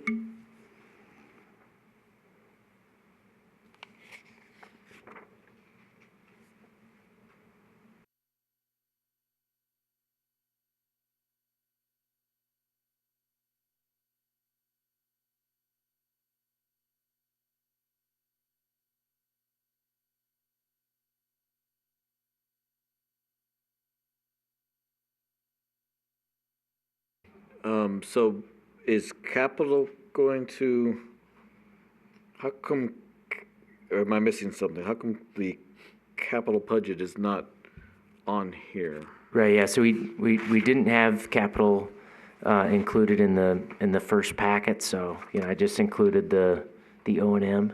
So that's gonna be talked about tomorrow? Right. Okay, so, but I guess, can we ask, is that gonna be, is that a 10%, did they just take a 10% increase to everything? To the electric projects. I don't think it was that across the board. We looked at, you know, a per foot cost for feeder projects. So we looked at, depending on the project, you know, what were the increased costs associated with that. Some of them we couldn't totally get that that number, like substation improvements, that kind of thing. But that, I think there was a 10% applied as a estimate for inflation. Okay, because my understanding is they're gonna ask council to approve tomorrow, they're gonna ask council to approve all the costs. So the next time we see a capital, the 5-year plan, it's approved, and there will be no discussion at all on the cost. It's a done deal. As far as the 5-year approval? Well, as far as the fiscal year 23. So, because 23 is going to be approved. The 5-year will be discussed, I assume, but they're asking, just like they did in December, they're asking just for the approval of fiscal year 23. So did we not get tentative approval on fiscal year 23, or did I misunderstand that? We got the tentative approval of the capital, but now Right. you're going to go up. We haven't seen exactly what it's going to go up. They're going to get the approval before we even see what the actual increase is. No, I hear what you're saying. I mean, it's in the packet for tomorrow. It wasn't a handout today, ready to go, so. Okay, yeah, the packet that I saw for tomorrow wasn't clear what changed. There definitely was not one section that made it clear. It was like here, here, and here, and then if you have to go to each individual one to see if it was changed, and I'm not even sure I saw that they were changed the 10%. So I'm sort of hearing one thing, I'm seeing something else, and it'll all be decided tomorrow. So it probably is what it is for today, and I don't want to take a lot of time up on it. It's just for future reference, if we could understand things more. Certainly, yep, yeah. I apologize for I mean, I don't know if 10% was for each project, because I don't have it opened up in front of me. I'm looking at what was handed out as far as O&M for this packet. So we certainly can look at CIP, and if, you know, you guys are welcome to come to the meeting tomorrow and ask questions. It just wasn't ready for this particular meeting. Yeah, because one document that we were given, well, a document that was provided shows 10%. And so it was just on everything. So I just didn't, and I'm not sure that's clarified in the meeting tomorrow. So I was just trying to confirm. Like I said, it's different information. So are there any other, I know the capital's not on here, but is there any other questions or concerns on the electric utility fund budget?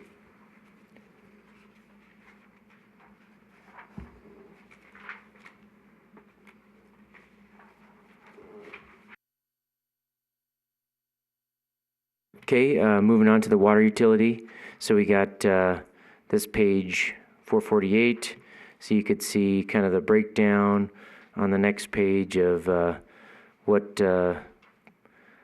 constitutes the water budget, and then kind of scrolling down the maintenance facilities. We requested a increase of 25% from the previous year, so that's the O&M budget for water, and that's based on increased costs that we're seeing for supplies and equipment to maintain and operate the water system efficiently. And if you kind of keep going down to wastewater too, you'll see on page,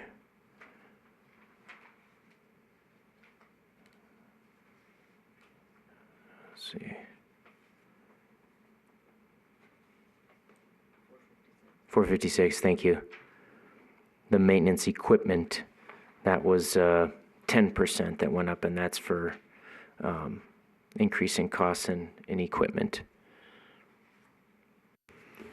I do have a question on the water on page 451. This is expenses. So is this 5 million what we thought it was going to be when we thought there was an increase with SNWA? Or has this been reduced since we found out that those fees aren't going to be increased? No, so that increase is the total amount for the wholesale commodity charge increase. Okay. So that the per acre foot. So do we show here anywhere that pass through on the meter charges? Is that included in this water utility only, or? I do not believe it is. Because that should be going directly to, pass through right to SNWA.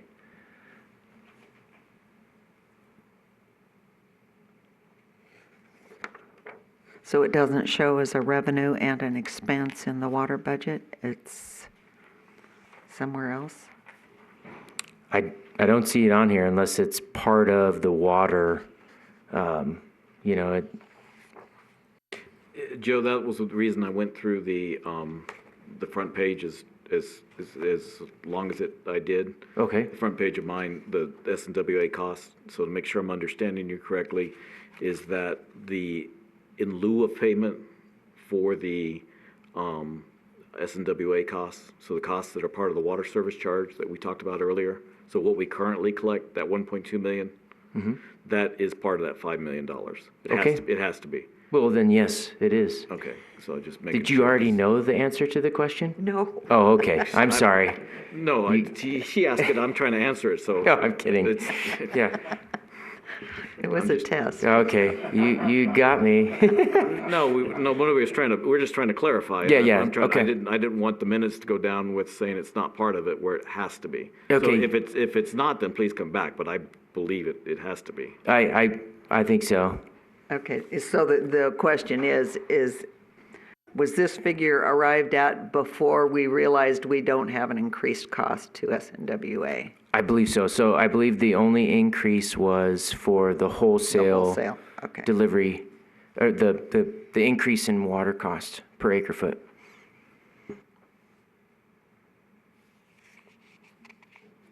And did you say, when you were explaining the extra 400,000, was that part of the 25% for maintenance and water too? Did I misunderstand that?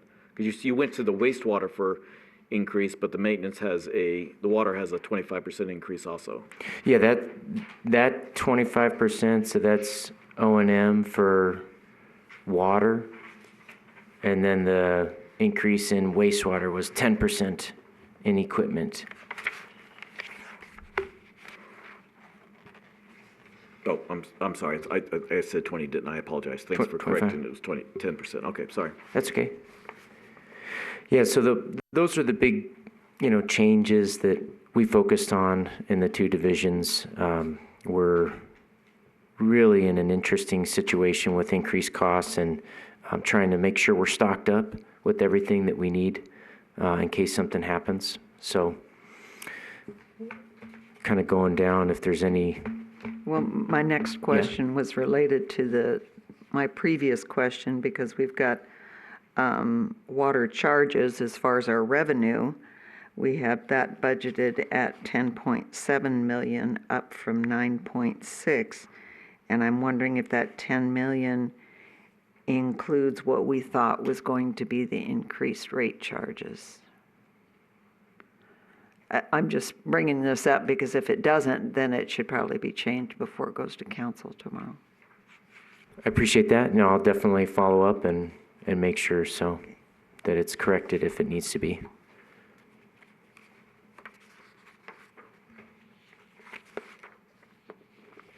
And I guess, so also while you're looking at that is, in Raftili's, they showed that, I believe, I'm not sure if it was in the water revenue or not, but they showed the revenue for the quarry and the Swinnerton, so using effluent water.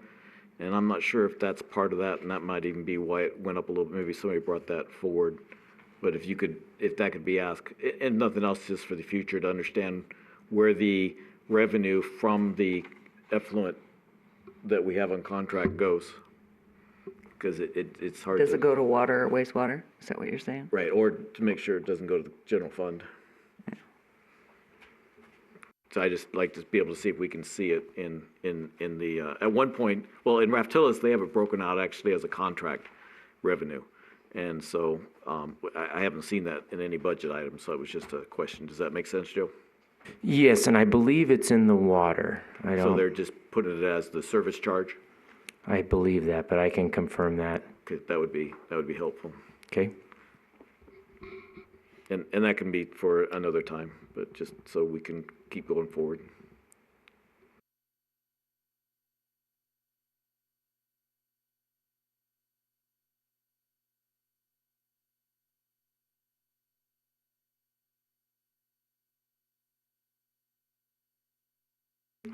I didn't have any other questions. Okay. So just kind of moving on to the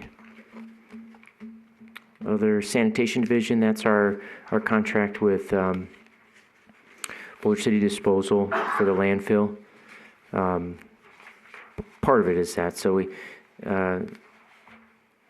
this is the only, let's see, there's 3.7% total expense increase. Those for the budget meeting tomorrow, the only rate change is in relation to the garbage, and that's, I think, per contract. So going through this budget, you could see, you can kind of look through, are there any questions on this one? So is the master fee schedule have an increase to the garbage fee in our utility bill? That's the only change that I'm aware of, is an increase in the garbage. Do you know what it went up to? I did not see that. I didn't get time to go into that detail. I don't have it in front of me, but I know it's related to the contract. So if it's something that you can see year over year, or yeah, I'm not sure we have seen it year over year, and I guess we'd have to see how the. I'm not familiar enough with that resolution to know if it's a pass through or not. It makes sense it would be, but I'm not sure that I've seen my bill raise every year. Because I think what it is, you're saying they get an inflation factor each time. That's what I believe, yeah. Yeah. So, but 43,000 over 7,000, I think we're around 7,000 accounts, at least that's what the water and the other ones are, so that shouldn't be too much of an increase, I'd hope. I was just sort of curious how much of an increase would be. Unfortunately, I don't have that handy, and I No, apologize. I'm sorry, I'm just making Okay. my comment too, so I didn't mean to put you on the spot. That's all right.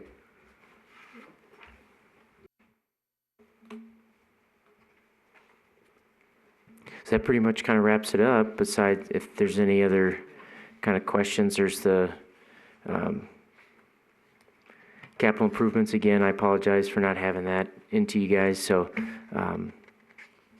yeah, I appreciate any feedback that you guys have. I did see that we do have a specific ordinance on the sanitary or the landfill fees.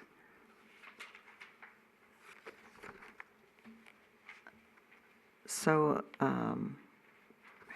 has that been changed or? You talking about what was included in the previous agenda item? No, the Resolution 6564 establishes the solid waste fees. And if those are going to go up, I would think that we would need a, Well, is there a pass-through clause? Is there the to do pass-through?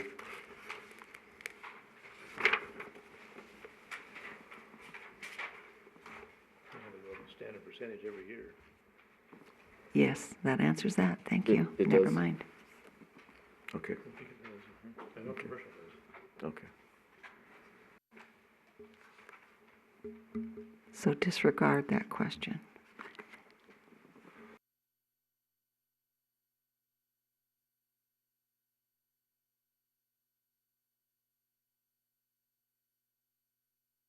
So are there any additional comments from the committee?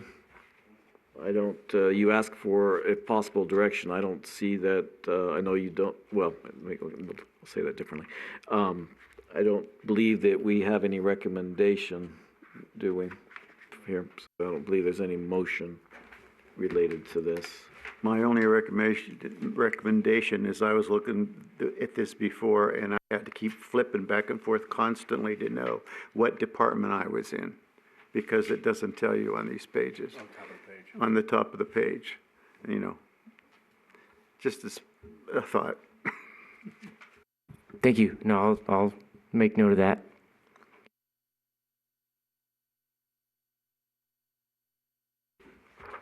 Okay, so we have a few items related to next meetings. Joe, do we do that before or after the comment period?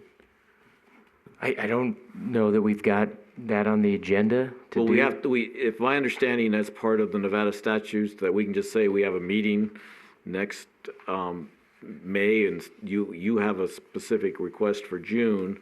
I believe we have that in open meeting law that we can discuss that. Okay. We're not asking for discussion, we're not, so I'm not discussing it, we're stating facts. Okay, yeah. And so would you prefer to do that before or after the comments? No preference. Okay, I guess so because everybody's gonna wanna shut down really quick after the comment, let's just bring it forward. Okay. So I'll start and then make sure we need it. So what my understanding is we are going to, have the next, meeting in May. We'll have another in May, so the first Wednesday of May is the next, we will have another meeting then, is that correct? Sure. Okay, and then I guess you and I and Eileen can get together, or we will work on a agenda for that. I'll get an agenda. Okay, and then, my understanding is you wanted to request that for June, that we meet in the second Wednesday instead of the first Wednesday, is Yes. that my understanding? Okay, since we can't do a discussion on that, do you want to just have everybody, you want to put a email out and ask for people's comments? Yeah, I'll talk to staff, make sure I'm doing that the right way. I But yeah, that's don't think that's a problem, since we can't vote, I can't, because there's nothing to vote on, I can't say that. Yeah, I would just pencil in, there's 5 Wednesdays in June, so we're looking at, instead of June 1st, the Okay, Wednesday after that. Now, okay, so we're looking at, Holly's not available. Oh, okay. Okay, maybe third week of June then. Third week of June. Third, yeah, we can even do it on another day, I think, it's just, Are we- Can we bring it up for discussion at the next meeting? Okay. We'll well, take- we need, yes, it just needs to, so let's put it on the agenda for the next meeting, maybe, if we need to make sure, or, like I said, make sure you email it out, but the other thing is you need to make sure the calendar's available, and so the city is available to do, we're available to do it. Okay. And then I guess just, if you would send it, yeah, find it, you were saying, find which out. But Okay. and then people can, you might need a couple days to figure out which date everybody can meet, the majority can meet on.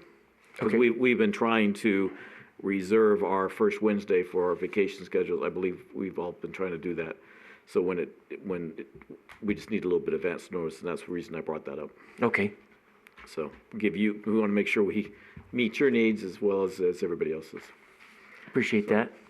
Was there anything else I missed on the, just as a clarification for meetings going forward, as a statement? We'll revisit June, and meeting is scheduled in May, first Wednesday in May. Okay, just making sure I didn't have anything important, I didn't want to miss anything.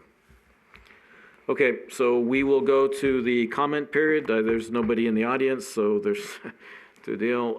There was nothing as a general comment. Josh, is a phone call or mailing, so we'll go straight to the phone. Thanks, Holly. And again, we'll just give a minute or two for 702-589-9629.